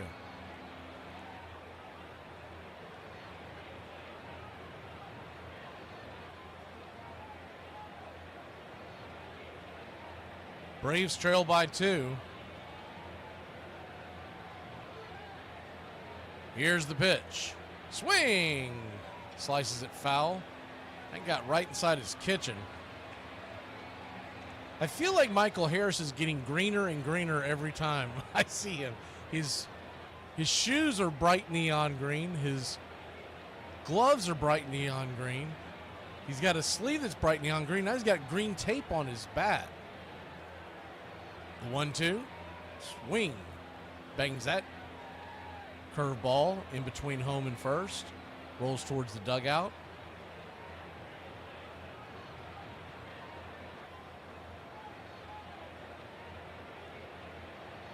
Padres 2, Braves nothing. The 1-2. Curveball swung on and lifted into center field. Jackson Merrill going back. He'll make the catch at the warning track for a loud out number 3. Got underneath it, but didn't get quite enough. We'll be back in a flash. Merrill, Cronenworth, and Bogarts coming to the plate for the Friars. So back in 2002, a pair of grounds crew guys at PNC Park in Pittsburgh died in a car accident. The Pirates had a longtime team photographer named Pete Diana, who was a really, really good guy. And I interviewed Pete Diana for my biography of Barry Bonds, Love Me, Hate Me, Barry Bonds in the Making of an Anti-Hero. And I could tell early on Pete did not like Barry Bonds. And I asked him why. And he said for years and years and years when Barry was with the Pirates, Pete would give him free photos. And Barry would ask for this and ask for that. Hey, can you print up that photo? How about that photo? And he would give it to him. So in 2002, Barry's no longer playing for the Pirates, and these two guys die. And Pete Diana decides he's going to do a fundraiser to raise money for the families of these two guys who passed. And every time a team comes into town, he asks if the Stars will donate a signed bat or a signed ball or maybe a signed jersey. And he literally goes team by team. And when the Diamondbacks come to town, Randy Johnson and Curt Schilling sign stuff. When the Astros come to town, Craig Biggio and Jeff Bagwell sign stuff. Barry Bonds and the Giants come to town. And again, Pete Diana knew Barry Bonds for years. And he says to Barry, hey, Barry, these two guys died. I'm doing a fundraiser. Would you mind signing a bat or a ball or something? That Barry Bonds said to him, you, them, I'm not signing. And the quote that Pete Diana gave to me that actually gave me chills was, I hope Barry Bonds dies. That is the harshest quote I've ever received from anyone ever. And I actually understood exactly where it was coming from. He'd scored more runs and stolen more bases than anyone in baseball history and earned a first ballot ticket to the Hall of Fame. What made Ricky great wasn't just what he did as an athlete, but how he did it, with the style and the swag that captured the imagination of the next generation. By the time he finished, he was leading into the 21st century. And players showing their emotion, having a lot of fun, showing the fans that baseball's fun.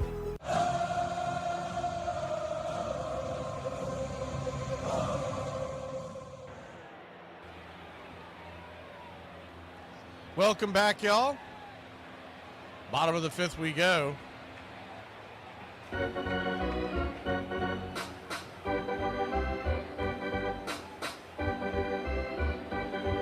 day is done for A.J. Smith-Shawver. Going to get to see what a Jose Suarez is all about. First pitch on the way is 93 mile-an-hour fastball just off the plate for a ball. It's 1-0. Suarez came over from the Angels in the deal we sent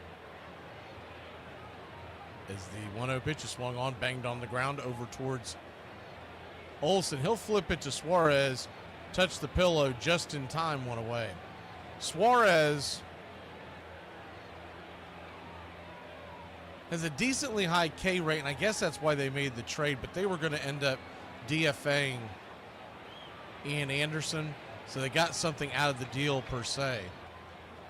For people who might overreact to what you see from Suarez, because he got lit up the first game we saw him in spring training. But he's really just a placeholder until Craig Kimbrell gets stretched out. First pitch on the way is a four-seam fastball right down the pipe for a strike. It's 0-1. You could do a lot of things with the bullpen, but 0-1, down and away, 1-1. They could hold on to Suarez if he pitches well, but a 6 ERA, I want to say the year before it was an 8+ ERA. I don't think he's someone that they're going to lose a lot of sleep over if they have to DFA. The 1-1, four-seam fastball right there on the edge, 1-2. And you would still have two left-handers in your bullpen. You would have Lee, you would have Bummer. And we've got a few down on the farm, but the 1-2. Swing and a miss, strike 3. 94 on the outer black. 1 away. Or 2 away, excuse me. They, one of the other options that you could see the Braves doing is holding on to him, and if Hector Neris doesn't straighten out, then there's that. But you've got so many. Essentially, to me, in my head, what they did, because we made so many moves with the Angels in the offseason, is the first pitch on the way to Xander Bogaerts is in the dirt. It's 1-0. We really want to know who we traded for. We traded Angel Perdomo for Suarez. I don't know if I love that, because Angel Perdomo, I believe, is going to have a bounce back eventually, because he's still coming off that Tommy John. One swing and a miss, change up on the way to Bogaerts, just off the edge, 1-1. Bogaerts 1 for 2 with the double. He roped one down the left field line. RBI double. The 1-1 from Suarez. Fastball misses high. 2-1. He doesn't have bad stuff. And I'm not going to lie and say that I've watched a ton of Angel games. But I watched some videos. He doesn't have bad stuff. It just looks like there's not a ton of movement. The 2-1 in the dirt.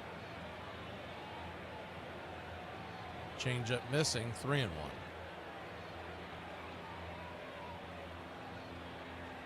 Three-1 count.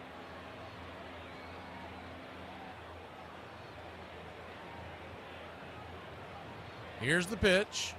94 right there at the knees. Oh, Perdomo got DFA'd to the A's? Okay. I missed that. Thanks, Joe. Full count. Payoff pitch. 94. Caught! Looking strike 3. He got caught watching the paint dry, and that'll end the inning. Bogaerts does not like it. He is giving home plate umpire Paul Clemens an earful. We'll be back in just a moment. When we come back, can we get a run on the board? What do you guys think about Americans? Do you really want to know it? Yeah. Oh no. Americans, they are like Donald Trump. They think they're the best. That's right, yeah. But they're also back-to-back world champs, you know? Yeah. Yeah. If you got two coins and they add up to 30 cents and one of them can't be a nickel, what could it be? Well, how else are you going to do it? Because you got to have a quarter and a nickel to make 30 cents. Or you Okay. could do 3 dimes, but you said it has to be 2 coins. Only so. 2 coins, it adds up to 30 cents and one of them can't be a nickel. Are you sure you know which one's a nickel?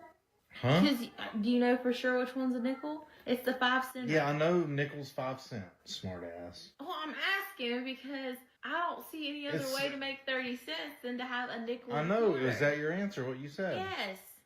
Okay, you got it right. But you said I couldn't use a nickel. Yeah. You got it right. That's the answer. You got it right. How's that right if you said I can't use a nickel? I said you got 30 cents. It's 2 coins. One of them can't be a nickel. Only one of them. You got the answer right. In the world of sports in 1961, there was no bigger story than Mickey Mantle and Roger Maris, who side by side slugged their way into the hearts and minds of the American people. Baseball was the dominant sport, and those two men dominated sports in this country. Together, these teammates, roommates, and friendly rivals chased each other in history as they approached the legendary Babe Ruth's hallowed home run record. And there's a high drive to deep right. There's one. It is going. It is going. It is gone. How about that? There's standing ovation. Look back today, nothing ever equaled the Maris Mantle chase in 61. Braves Country Radio, your home for the classic call of Braves Country Baseball.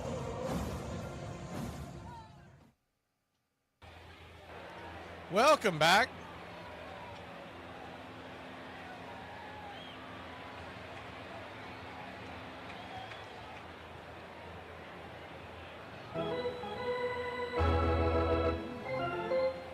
Orlando Arcia comes to the plate.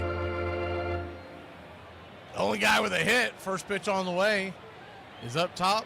Sweeper misses high. Just want to know. I mean, we're making Nick Pivetta look like a Cy Young candidate tonight. The 1-0. Kicks and fires. 91. Inside. Missed the zone, but starting to believe that Paul Clemens has some dinner reservations out there in California because he's getting it from both sides. 1-1 swing. Rattles it back foul. 1-2.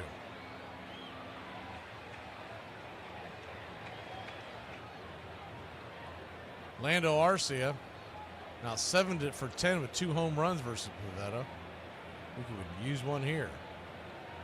Pitch on the way. Swing. Fouls it back.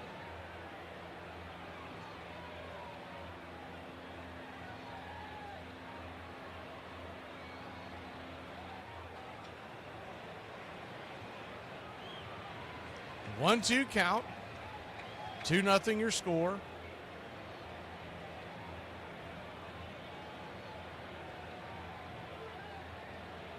Pivetta comes set. Brings the 1-2 to Arcia. Outside wide 2-2. Standing on deck is Kelnick. Chadwick Tromp is in the hole. The 2-2.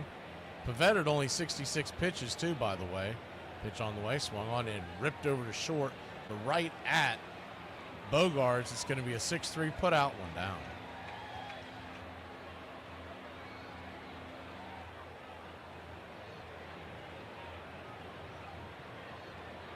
One down.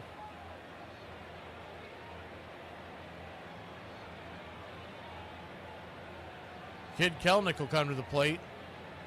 0 for 1, batting just 182 on the year, but he did have the home run in this series. First pitch on the way is inside. 4-seam fastball misses. 1-0. Righty-lefty matchup. Sun starting to set.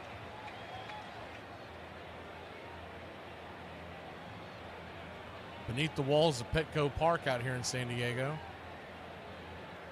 1-0 pitch. Curveball, good pitch. Just missed. Better take by Kelnick.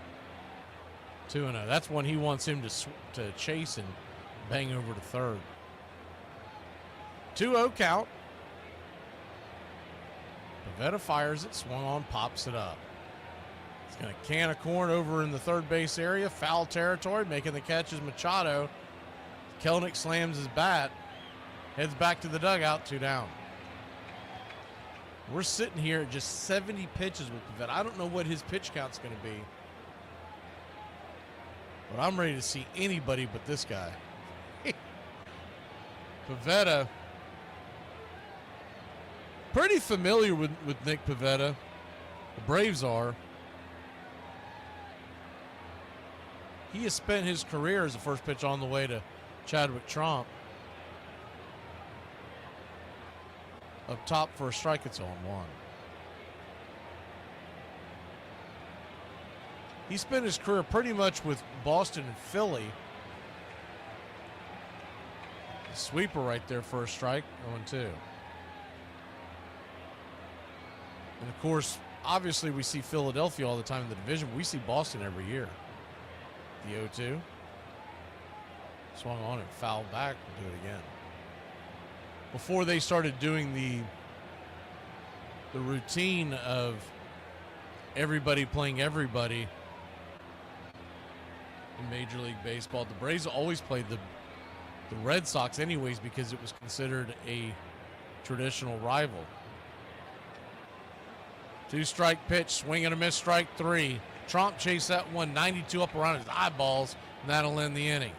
3 up, 3 down. Nick Pivetta is pitching an absolute gem. A one-hitter. We go to the bottom of the 6th. We just all broke mentally this year. Things got so bleak. We started watching the WNBA. What happened? Like, I don't... Oh my God, I'm so hungover. I've never been this hungover. Are we dead? I feel great. I ran 5K this morning. Really? No, I threw up in the shower. In 2008, Pat McAfee kicked a 52-yard field goal against Cincinnati to send the game into overtime. It was a night game in Morgantown and about 38 degrees outside. The Battle of Gettysburg took place on July 1st to July 3rd of 1863. That is correct. This morning, your wife texted you to pick up what item on your way home? Mayonnaise.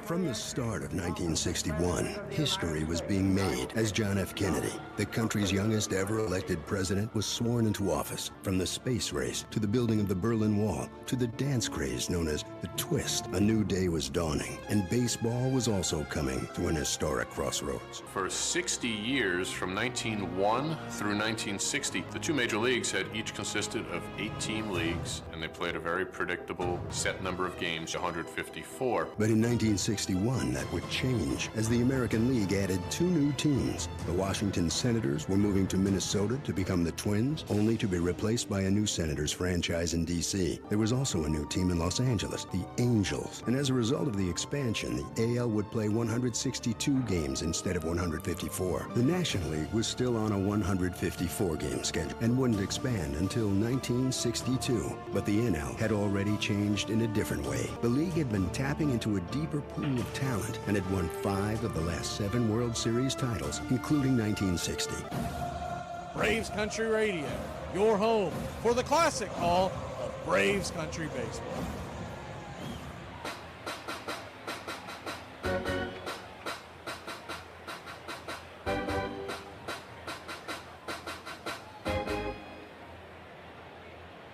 Bottom of the 6th inning we go. Braves have done nothing offensively. Still only trail 2-0. And Suarez will go back to work for another inning. First pitch on the way is a bender right there on the outer edge. For a strike, it's 0-1.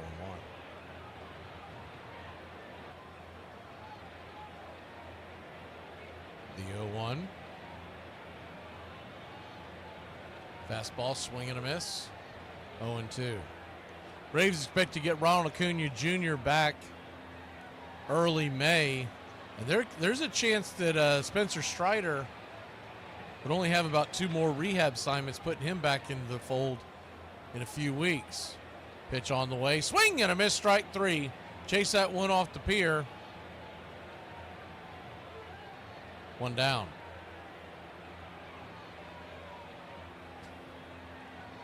One down.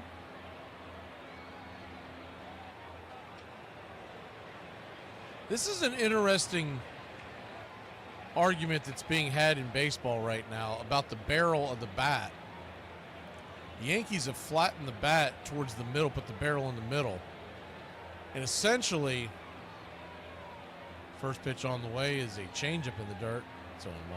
They have moved the barrels to each batter's specific strength, and players are crying foul.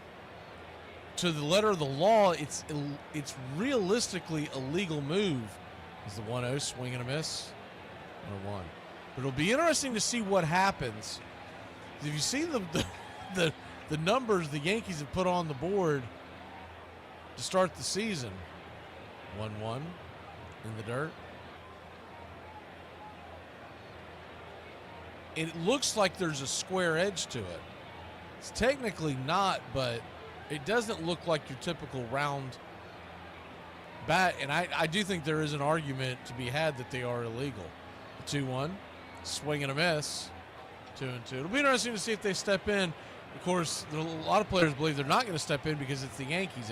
If this was like the Royals or the Marlins or whatnot doing it, the Yankees would shut it down. I mean, Major League Baseball would shut it down immediately. The 2-2, 94-mile-an-hour fastball misses, full count.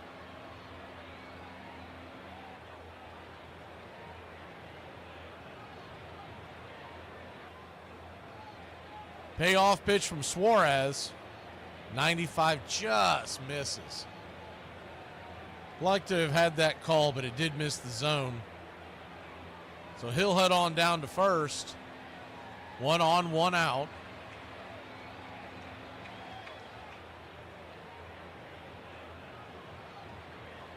They're showing the barrel right now, and as opposed to the main part of the barrel of the bat being up towards the top, they've moved it to where realistically where the sweet spot of each batter is, if that makes sense. You're going to flip it over to first to keep the runner close by. We'll go ahead and put the action camera on.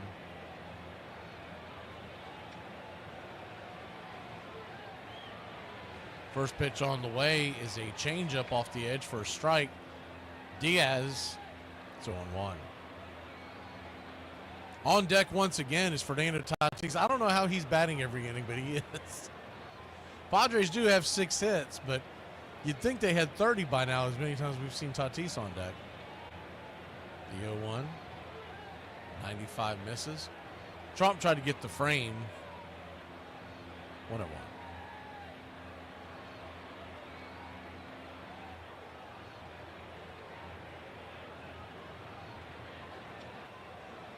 One count.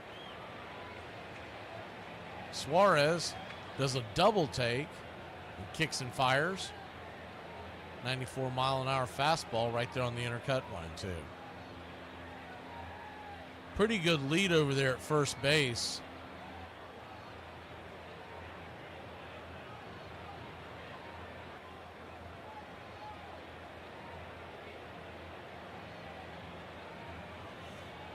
It's Lockridge over there.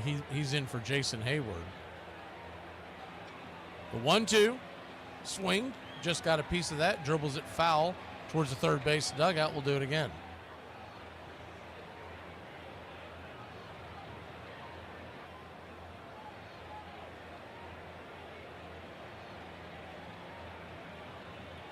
Braves tomorrow night and Tuesday night, 10-10 first pitch. Be the Dodgers, and then 8:38 of all times for first pitch on Wednesday night. The 1-2 swung on, chopped over towards short. Arcia's got it, flips it to Ozzie. Ozzie fires it across the diamond to Olsen. It's going to be a 6-4-3 inning-ending double play, and thankfully we won't see Tatis until the next inning. We'll be back in a flash. Repeat after me. I don't need validation from strangers on the internet. All together now, I don't need validation from strangers on the internet. I'm gonna make a TikTok.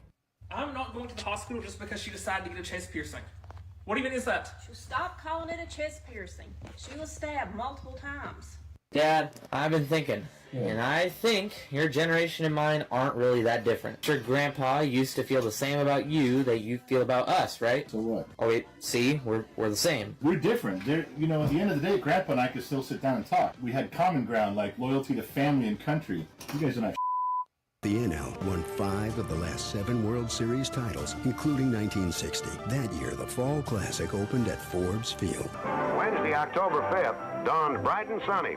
It was perfect World Series weather. Representing the AL in '60 were the mighty Yankees, led by their power hitters Mickey Mantle and Roger Maris. Their opponents from the NL were perennial also-rans, the Pirates. Pittsburgh hadn't been in the series since 1927, when they had been pounded by the famed Murderers Row Yankees, led by Babe Ruth and Lou Gehrig. The 1960 Yankees showed up for that World Series with the idea that that was going to be another of their four-game sweeps, just the same as they had done to the Pirates in 27. But these Pirates proved much more difficult to put away. Led by Mantle and Maris, the Yanks outscored the Bucks 55-27 in the series. But in the bottom of the ninth of a classic Game 7, Pittsburgh's Bill Mazeroski shocked the baseball world.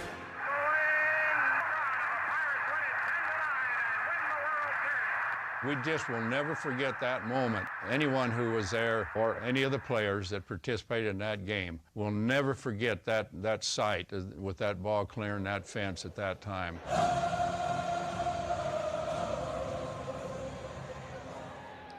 Welcome back. Atlanta Braves got some great news, y'all.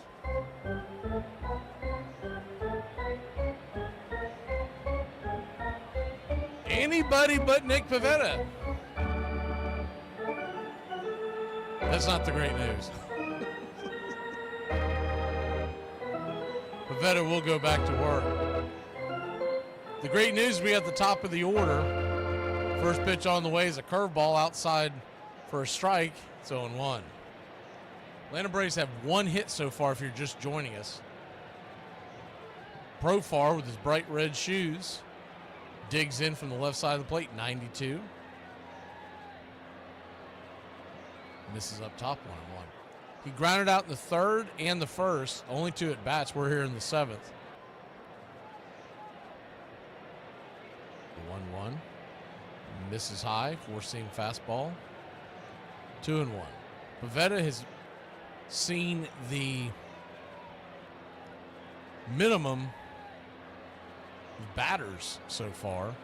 2-1 pitch. Fastball, good pitch. 92 just smacks the black on the outer edge. 2-2. Hey, good to see you, Billy Goat. 2-2 count. The pitch. Swing. Chops it over towards the mound. Just gets over the mound. Charging plate is Machado. A weird throw, and something happened to Arias. I'm trying to see what it is. He's sitting on his wallet. Did they collide?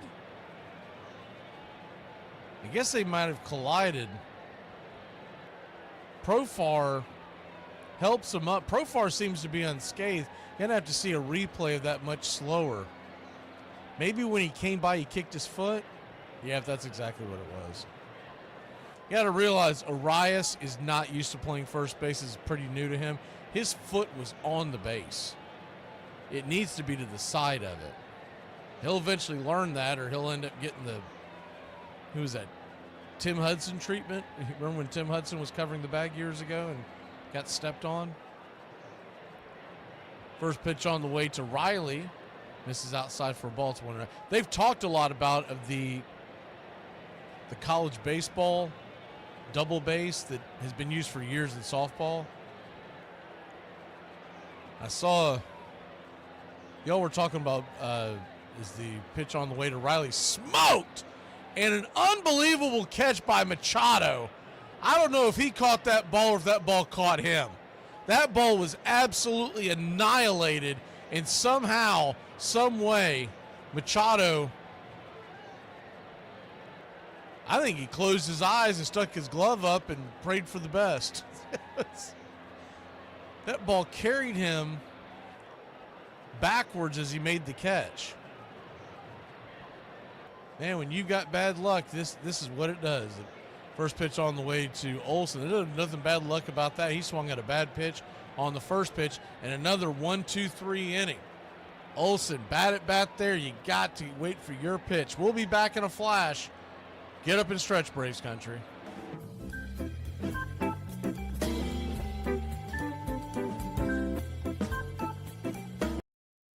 All right, I can't see you. Let me hear you. All right.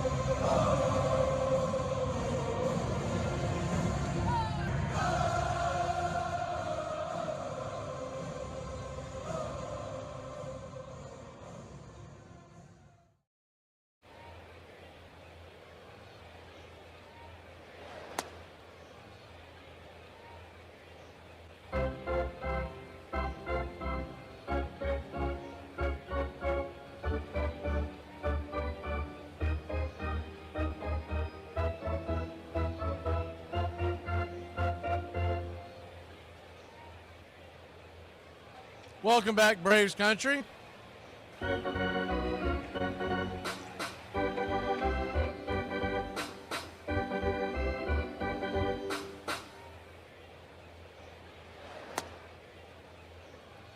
We head to the bottom of the seventh, and it looks like Nick Pivetta is finally mercifully leaving the game. He's done a hell of a job. I mean, you talk about a guy who took the ball, went 7 strong, bridges it to the back of their bullpen. Padres will try to tack on some runs here in the bottom of the seventh, and the Braves are going to be down to 2 last offensive innings to try to grab this one. Steal a victory out here. Everything that could go bad has gone bad so far for the Braves. Hopefully, good times are coming right around the corner. Preferably tonight. We got to get through Fernando Tatis leading us off. Braves have only gotten 1 hit in this game. It was Orlando Arcia. A couple of hard hit balls that have been atom balls. Suarez will go back out for another inning. First pitch on the way, 94, right there on the intercut. It's 0-1. The 0-1. Suarez with his high socks. Southpaw delivers. Slider down and in, 1-1.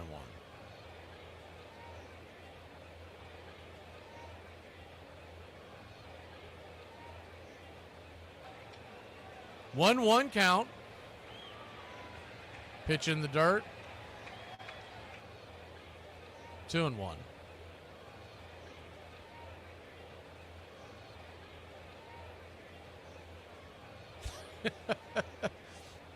They're talking about the runners in scoring position woes that the Braves have had to start the season as the 2-1 pitch, swing and a miss, changeup, good changeup, just dropped off the edge of the table. 2-2. And one of the beat writers says producing one base runner, not advancing past first base, is one way to halt the woes of runners in scoring position. Amen to that. The 2-2 just misses in slide. Slider misses. Full count.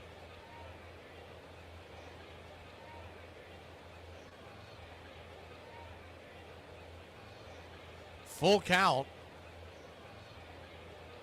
Here's the pitch. In the dirt. Ball 4. Just couldn't get him to chase off the edge on that. Was trying to get him with that changeup again. That one was way too low. I'd say if you want to blame anybody for Suarez walking the leadoff batter in this inning, it's Braves X. The writers over on X for the Atlanta Braves, they all patted him on the back thinking this was his last inning in the 6th. And instead, kind of jinxed the guy. First pitch on the way to Arias is a 4-seam fastball sizzled down the line. It's 0-1. Arias 0 for 12. He was 0 for 13 to start the season last season. So we want to see another one of that. Suarez flips it over to first. Not a really aggressive throw, but keeps Tatis close by.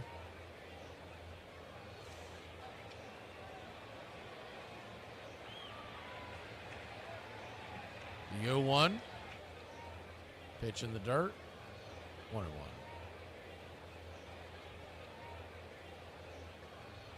Those of y'all in the Arkansas region, Harrisburg, I guess, is under a tornado warning. And somebody has a picture of the tornado strengthening. It looks like it's forming there. Pitch on the way to Arias, swung on, pops it up, high in the sky. Who wants it? Coming over, making the catch, drifting over into right center field is Michael Harris. One away. Pretty nasty tornado. If you're anywhere in that region, head for cover. Kind of random, but I watched that movie Twister for the first time since it was in the theaters the other day. I was watching something, whatever ended, it flipped over and automatically played Twister. I hadn't seen that movie in years. I don't know when that came out, probably 30 years ago, somewhere in that neighborhood. First pitch on the way to Machado is a changeup that's popped up into shallow center field. Coming over, making the catch is Arcia. Wow! He turns and fires it to first, and the throw is going to be up the line, or they would have doubled off Tatis. What a play by Arcia. They were playing very deep for Machado, and Arcia turned around, flashing the leather. I think that's worth of a click to clack there. He had the base hit, and now one hell of a web gem. This is how good he is defensively. I was shocked he didn't double up Tatis. His momentum was carrying him towards center field. Jackson Merrill, the batter. First pitch on the way, misses outside wide for a ball. It's 1-0.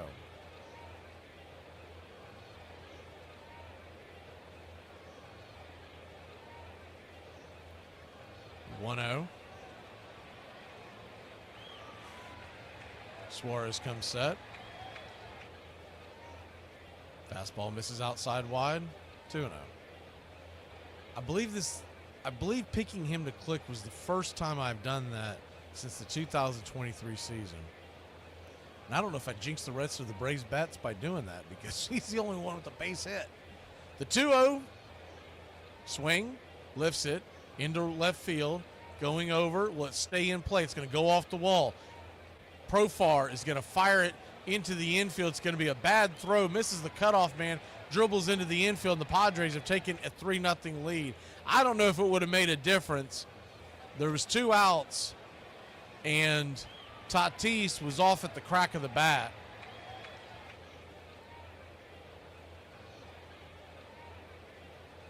Jackson Merrill pounded that ball into the gap. Profar and Harris, neither one of them had a chance. Split the gap, and Tatis was off to the races. Yeah, I don't think there was a shot in any world where he's going to stop Tatis from scoring on that one. First pitch on the way to Cronenworth is swung on and sawed off foul for a strike. It's 0-1. I mean, when you got a guy who's got a 6 ERA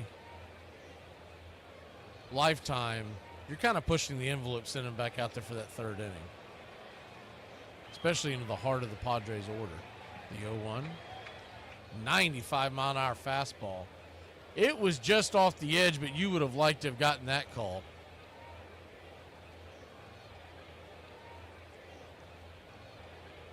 Padres 3, Braves nothing.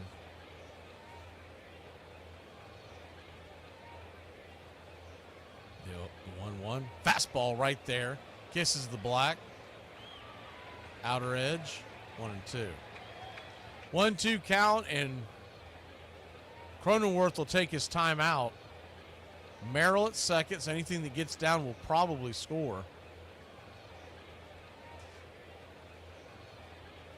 Braves have gone 14 innings since last scoring a run in Friday night's 5th.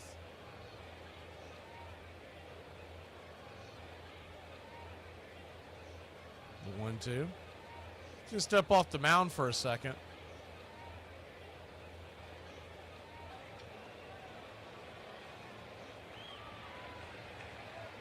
Sorry, I said 14. I think it's 20 innings now. Yeah, it's 20 innings. The 1-2 in the dirt, swing and a miss, strike 3. That'll end the inning. Braves trail 3-0. We're going to try to break the drought. We're going into the 21st inning of no runs. Come on, Braves country. Pretty basic cocaine as far as that goes. I don't do it. Now, I'll take a drink. You know, every now and then I'll have a drink. And I will smoke a little red. I'll do some toot now. I'll do a little toot. You know, if somebody give it to me, offers it to me, I mean, you know, I just sound polite if you don't. So I do a little toot. I'm 95% positive that there is footage of my naked body on the internet with my knockers just swinging in the wind. Like, do your boobs hang low? Do they wobble to and fro? Can you tie them in a knot? Can you tie them in a bow? Can you swing them over your shoulders like a continental soldier? Well, I think my neighbors might have the answer to that, because apparently they have a new ring cam. I don't know how long they've had a ring cam, but I am concerned because I walk around my apartment naked 24/7. So when I saw today that they or ring cam. I don't know how long it's been up. Just like it happened yesterday. For the Yankees, it was the most painful of defeats. After the Yankees lost that World Series, I wandered into the Yankees clubhouse.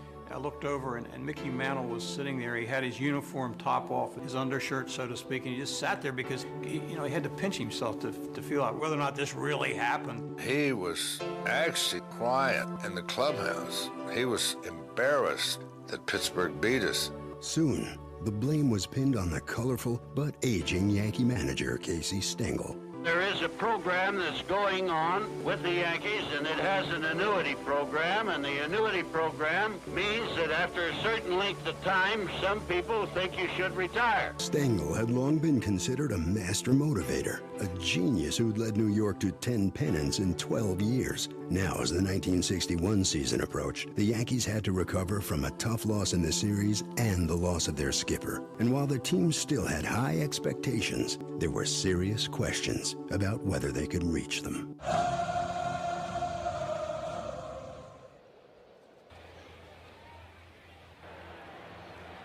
Welcome back to Braves Country Baseball.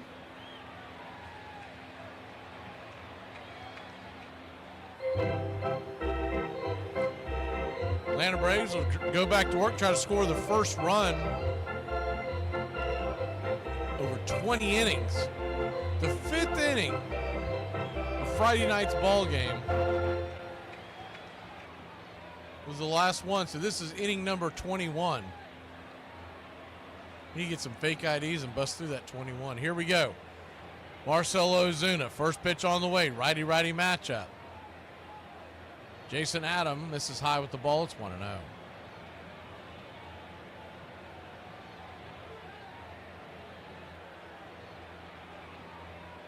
The 1-0. Slider down and in, 2-0. Jason Adam, the right-hander, we saw him already in this series, originally from the came over, well, not originally, but came over from the Tampa Bay Rays. Changeup misses high, 3-0. He got his start in 2018 with the Kansas City Royals that went to Toronto and Chicago. Came on the scene really with the Rays in 2022. We had a microscopic 1.56 ERA that year. The 3-0 way high inside, ball 4. And we haven't got to do this much tonight, so play the chop and hopefully something good's coming. Ozzie Albies will move on deck. Harris is in the hole. If they can keep the line going, it would be Arcia in theory, but you could get a pinch hitter. With Pivetta now out of the game. First pitch on the way to Ozzie is a changeup. Off the plate, called for a strike. 0-1.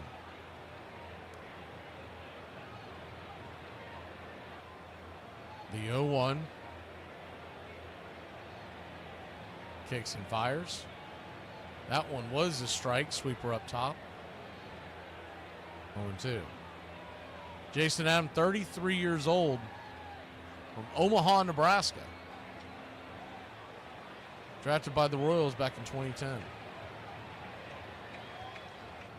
The 0-2 in the dirt. Good take by Ozzie. Changeup misses, 1-2. Guess we can put this back on the strike zone. I don't think there's much of a chance that Marcell Ozuna is going to steal a base. 1-2 count.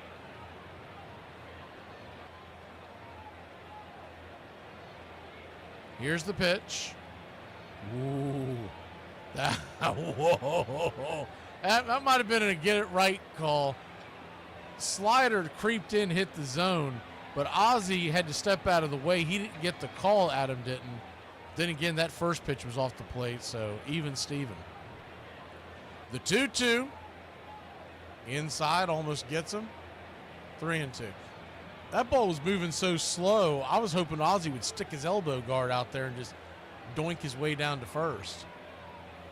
Anything to get this rally going. Full count. Ozzie Albies digging in. Here's the pitch.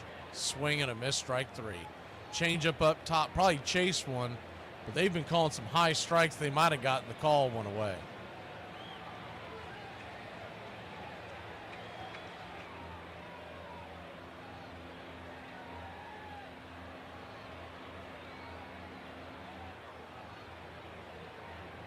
Not only was it the chase one high, it was the changeup, and he was behind it, so he must have been looking for the curveball.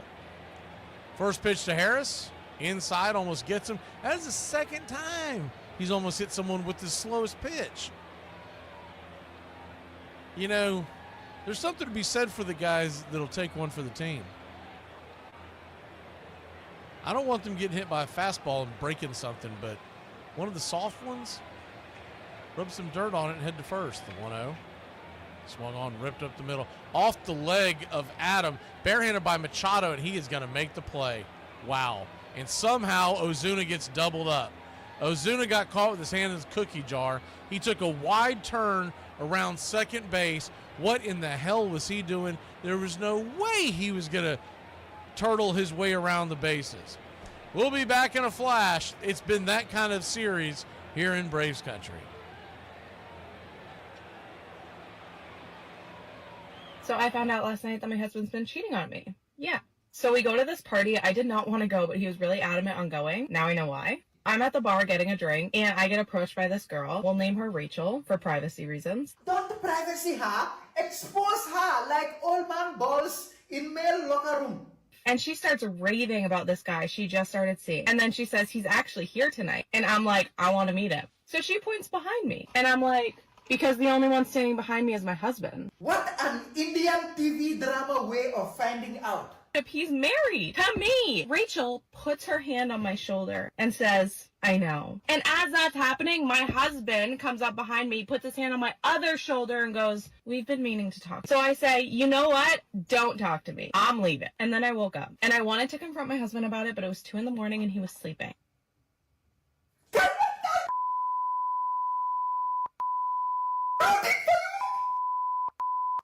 As the Yankees assembled for training camp in March 1961, they were greeted by a new manager for the first time since 1949, as Ralph Houck had replaced the legendary Casey Stengel. That spring, there was a lot of writers came to me and said, what did I learn from Casey? And I said, well, nothing, like how to manage my own way. But Houck was very different than most expected, as the former war hero did not have a military approach in mind on the diamond. As a World War II Ranger and winner of the Bronze Star, the Silver Star, and the Purple Heart, people think of you as a pretty tough guy. Are you going to be a tough manager?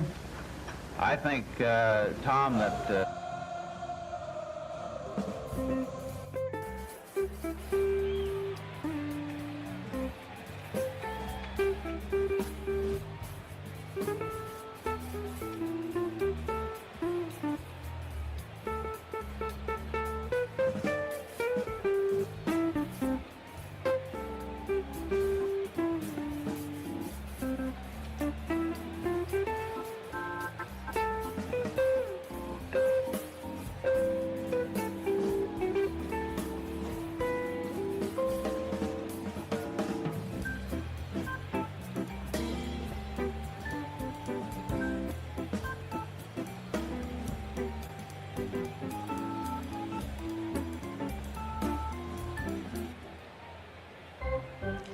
Welcome back.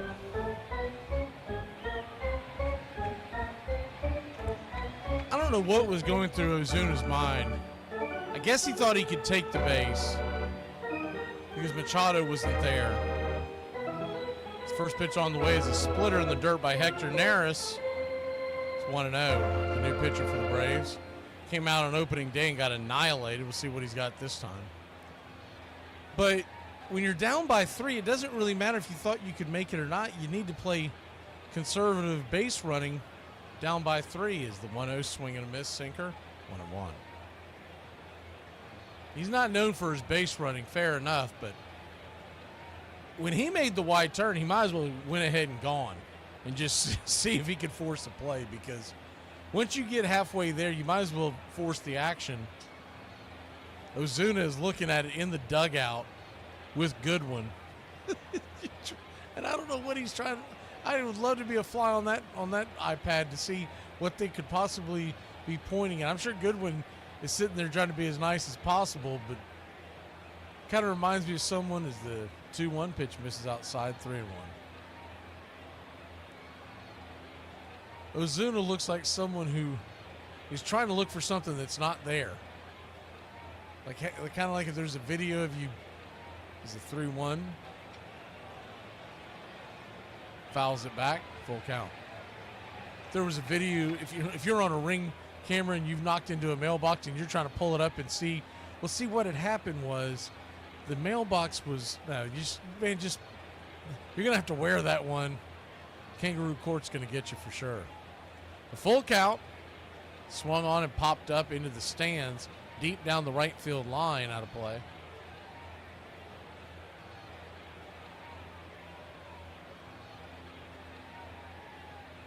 Braves nothing, San Diego 3. It doesn't get any better tomorrow. Not only do we have to play the Dodgers, we're going up against Glass now.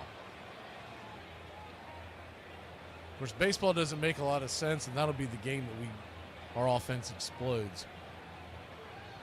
Full count pitch misses outside. Be a leadoff single, or leadoff walk, by Bogarts. And Sheets, the designated hitter. Come to the plate, Gavin Sheets. Came up with the White Sox from 21 to 24. First pitch on the way is a splitter down and away. He's hit a total of 47 home runs in 4 seasons with the White Sox. This is his first with the Padres, the 1-0. Down below the knees. 2-0. He was forced into the middle of the lineup with the White Sox, but what he's really going to be for San Diego is a platoon left-handed bat. The 2-0 pitch, swing, that ball's ripped down the first base line.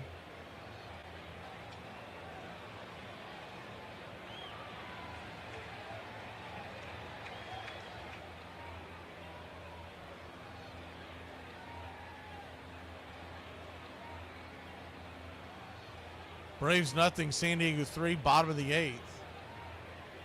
Hey, look at the bright side. If we don't win this one, at least they're doing it very quickly. This game started just after, 7:10 p.m.?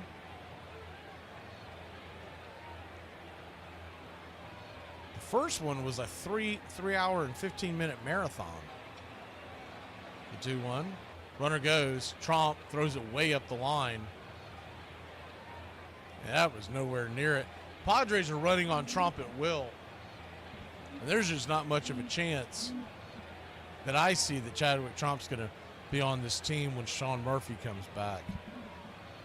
It's time to pass the torch to the Smurf and Baldwin shows. They're going to go out there and talk real quick.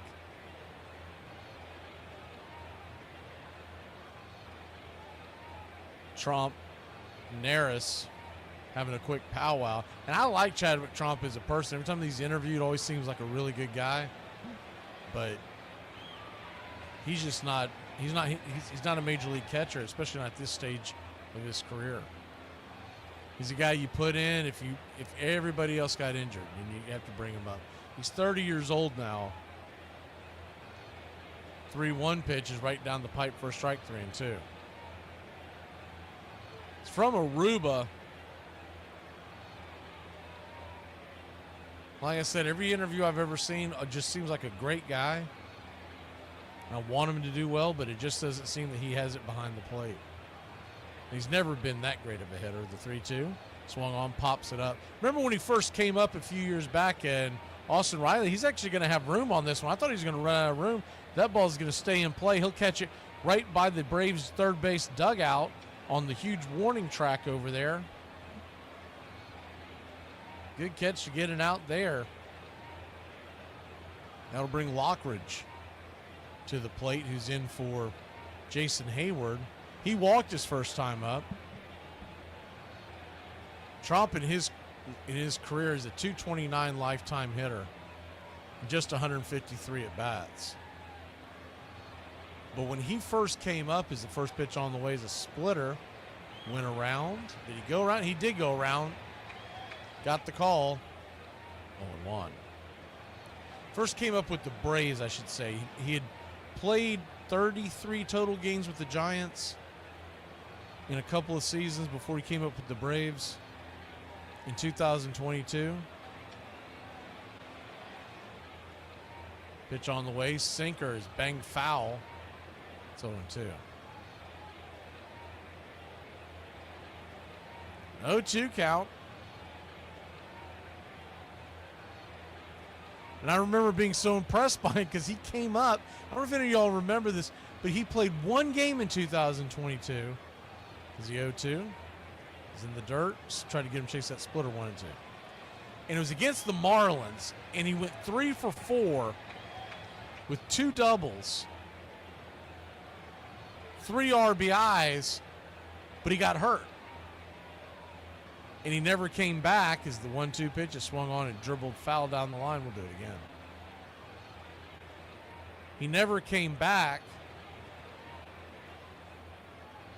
because by the time he got off the IL, our starters were back behind the plate. And ever since then, when he's come back, he's never had that kind of luck. But I'll never forget, it was in Miami. I wasn't doing the game, but I was watching the game that day. Where I was at, I couldn't call the game. And I was like, man, I like this kid. See a little more of him. And that was a mirage. The 1-2 smack back foul. Do it again.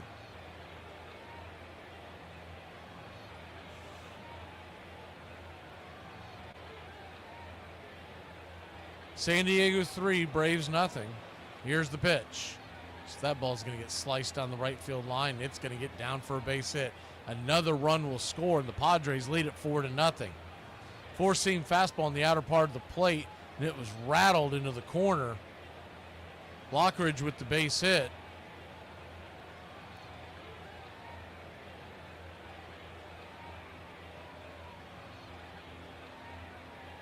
His family, Lockridge's family, standing and giving him a standing ovation. A lot of the fans are too. It's not his first career hit. He does have a home run in 2024, but it's his first hit of the year. He only had 12 at-bats last year, 2 hits. First pitch on the way to Diaz right there, first strike, it's 0-1. They must have all been pinch hits because 12 games, 12 at-bats. The 0-1. Right there for a strike. 0-2. 0-2 count.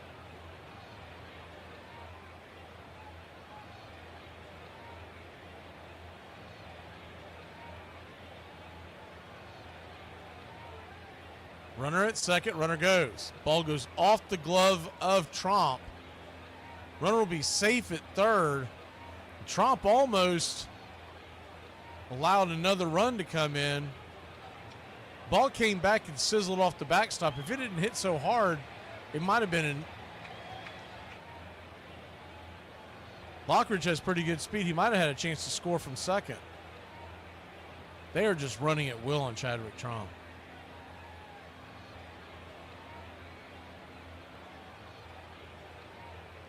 One, two. Pitch on the way. Caught looking, strike 3. 92-mile-an-hour fastball. Neris gets himself a punchy 2 away. Looking at the 40-man roster of the Atlanta Braves, Tromp and Baldwin are the only 2 on there. So the only thing that they could do is they would have to. Let me double check that, see if that's been updated. Yeah, Tromp and Baldwin are the only 2 on the 40-man roster. The first pitch is down and in to Tatis for a ball. It's 1-0. So you would have to bring up someone and then DFA Tromp to get him off the 40-man. 1-0, swing and a miss. 1-1.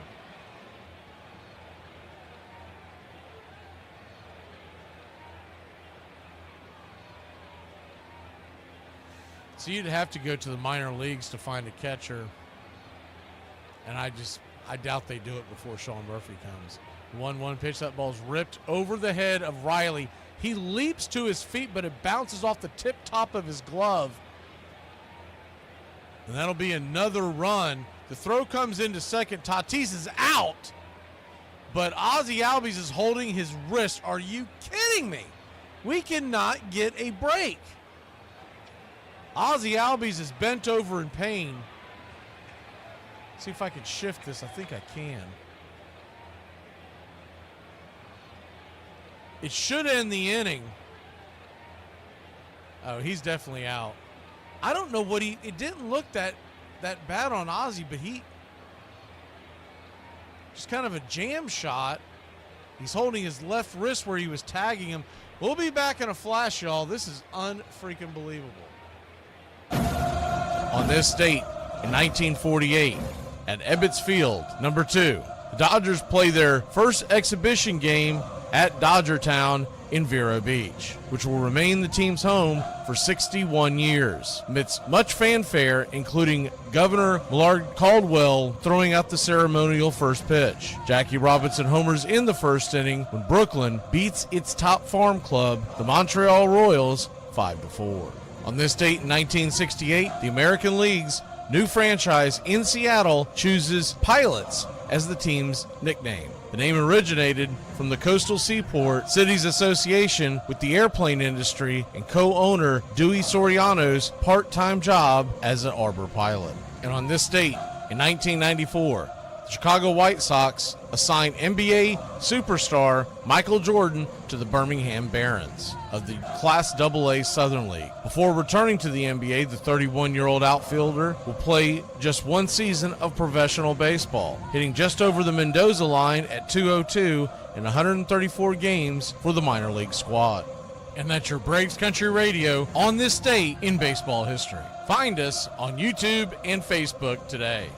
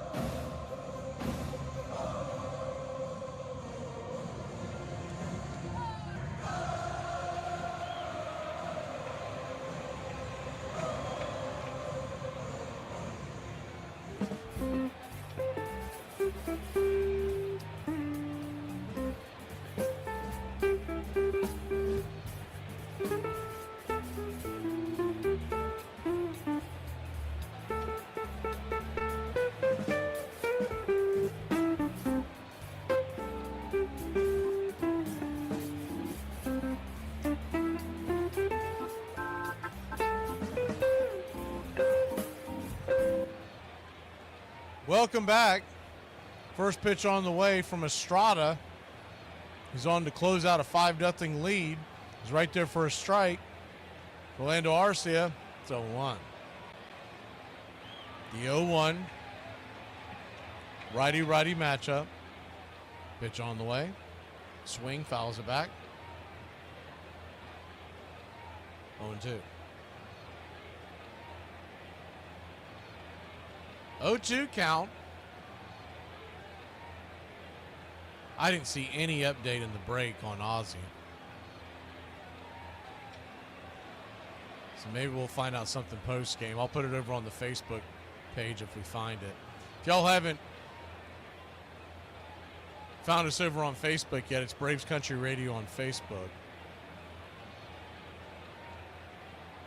Pitch on the way outside, high and wide, 1-2.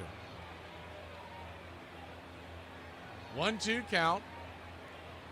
It's where we're trying to put an area where people can chat baseball when the games aren't going on.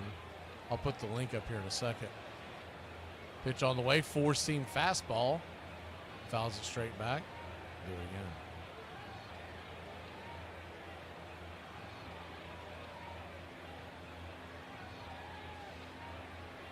So we'll be putting all the news and everything over on that page. We're starting a thread every morning. I know it's taking a while for it to catch on, but the 1-2 splitter misses outside 2-2.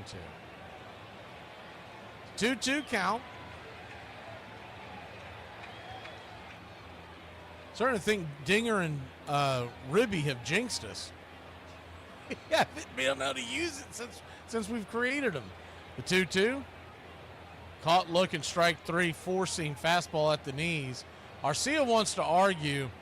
Looked like it hit the zone, and you got 2 strikes on you in the 9th inning. That down by 5. That's not the time to try to whittle your way aboard.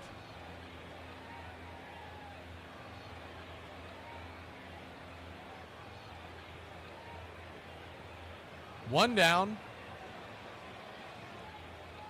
Jared Kelnick, the batter.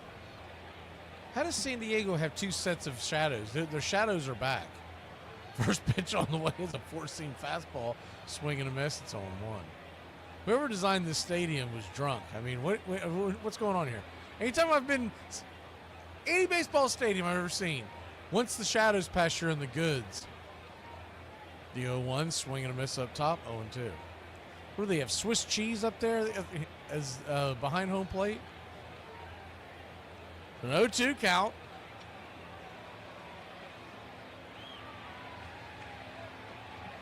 Righty, lefty.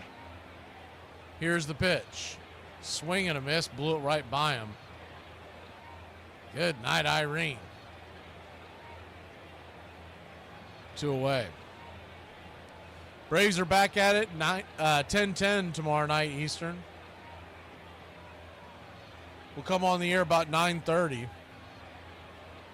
Grant Holmes versus Tyler Glasnow.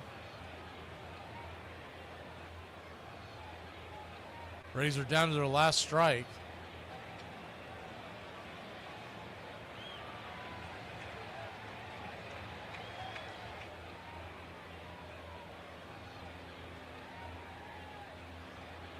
One more strike and it'll be 22 innings since the Braves have scored. Brian De La Cruz will finally get in at bat, sending Tromp to the bench. I feel like this should have started at the beginning of the inning. Pinch hitting for Arcia, maybe. First pitch on the way. 98-mile-an-hour fastball. It's 0-1. De La Cruz, for those of y'all who weren't with us for spring training, he had a hell of a spring training. But he hasn't gotten any at-bats in this series. And I don't think you can just wait for him to go up against a left-handed pitcher, excuse me. The 0-1, swing and a miss, 0-2. I would agree that Kelnick gives you your best chance on most right-handers, but if you get 3 right-handers in a row, 4 right-handers in a row, De La Cruz has to get at least 1 start. If not, you're just going to have so much rust on him. The 0-2 count, misses high, 1-2. Braves 1 strike away from starting 0-4. We'll head to the Dodgers next for 3 and then come home mercifully to face the Marlins on Friday night. The 1-2. Swing and a miss, strike 3, and that'll do it. Tip of the cap to the Padres. They played a heck of a series. Braves have had some bad luck this series, but all in all, the Padres came out playing very good baseball from the beginning. Great series by Tatis, and I'm really impressed with this Jackson Merrill. He is a hell of a ball player. They've got a heck of a 1-2 combo out there in the outfield. We will see you tomorrow night, 9:30 Eastern. Please hit that subscription button and hit the alert so you know when we come on. Any kind of breaking news in baseball, we will come on live. Y'all have a great night, Braves Country. Congrats, Padres fans that are still in the chat. Y'all took it to us in this one. There's nothing else that can be said.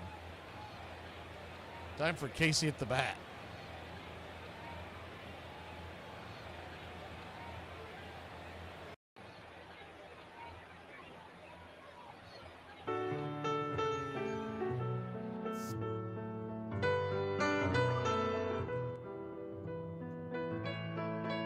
Casey at the Bat by Ernest Lawrence Thayer.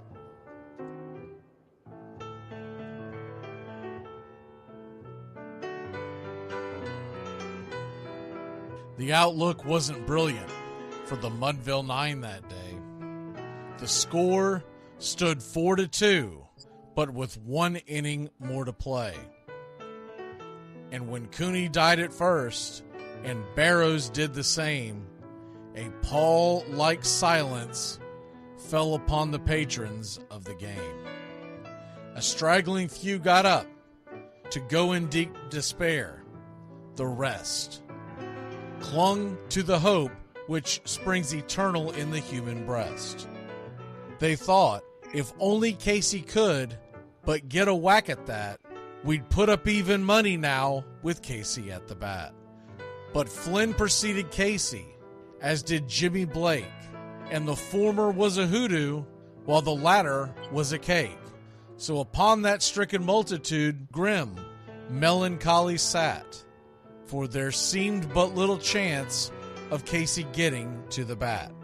But Flynn let drive a single, to the wonderment of all, and Blake, the much despised, tore the cover off the ball. And when the dust had lifted, and men saw what had occurred, there was Jimmy safe at second, and Flynn a hugging third. Then from 5,000 throats and more rose a lusty yell. It rumbled through the valley, it rattled in the dell. It pounded on the mountain and recoiled upon the flat, for Casey, mighty Casey, was advancing to the bat. There was ease in Casey's manner as he stepped into his place. There was pride in Casey's bearing, and a smile lit Casey's face. And when responding to the cheers, he lightly doffed his hat. No stranger in the crowd could doubt 'twas Casey at the bat. 10,000 eyes were on him as he rubbed his hands with dirt. 5,000 tongues applauded when he wiped them on his shirt. Then while the writhing pitcher ground the ball into his hip, defiance flashed in Casey's eye, a sneer curled Casey's lip. And now the leather-covered sphere came hurtling through the air, and Casey stood a-watching it in a haughty grandeur there. Closed by the sturdy batsman, the ball unheeded sped. "That ain't my style," said Casey. "Strike one," the umpire said. From the benches black with people, there went up a muffled roar, like the beating of a storm waves on a stern and distant shore. "Kill him! Kill the umpire!" shouted someone on the stand, and it's likely they'd have killed him had not Casey raised his hand. With a smile of Christian charity, great Casey's visage shone. He stilled the rising tumult, he bade the game go on. He signaled to the pitcher, and once more the dun sphere flew. But Casey ignored it, and the umpire said, "Strike two!" "Fraud!" cried the maddened thousands, and echoed answered, "Fraud!" But one scornful look from Casey, and the audience was awed. They saw his face grow stern and cold. They saw his muscles strain. And they knew that Casey wouldn't let that ball go by again. The sneer is from Casey's lip. His teeth are clenched in hate. He pounds with cruel violence his bat upon the plate. And now the pitcher holds the ball, and now he lets it go. And now the air is shattered by the force of Casey's blow. Oh, somewhere in the favored land, the sun is shining bright.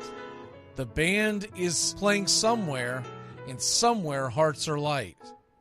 And somewhere men are laughing, and somewhere children shout.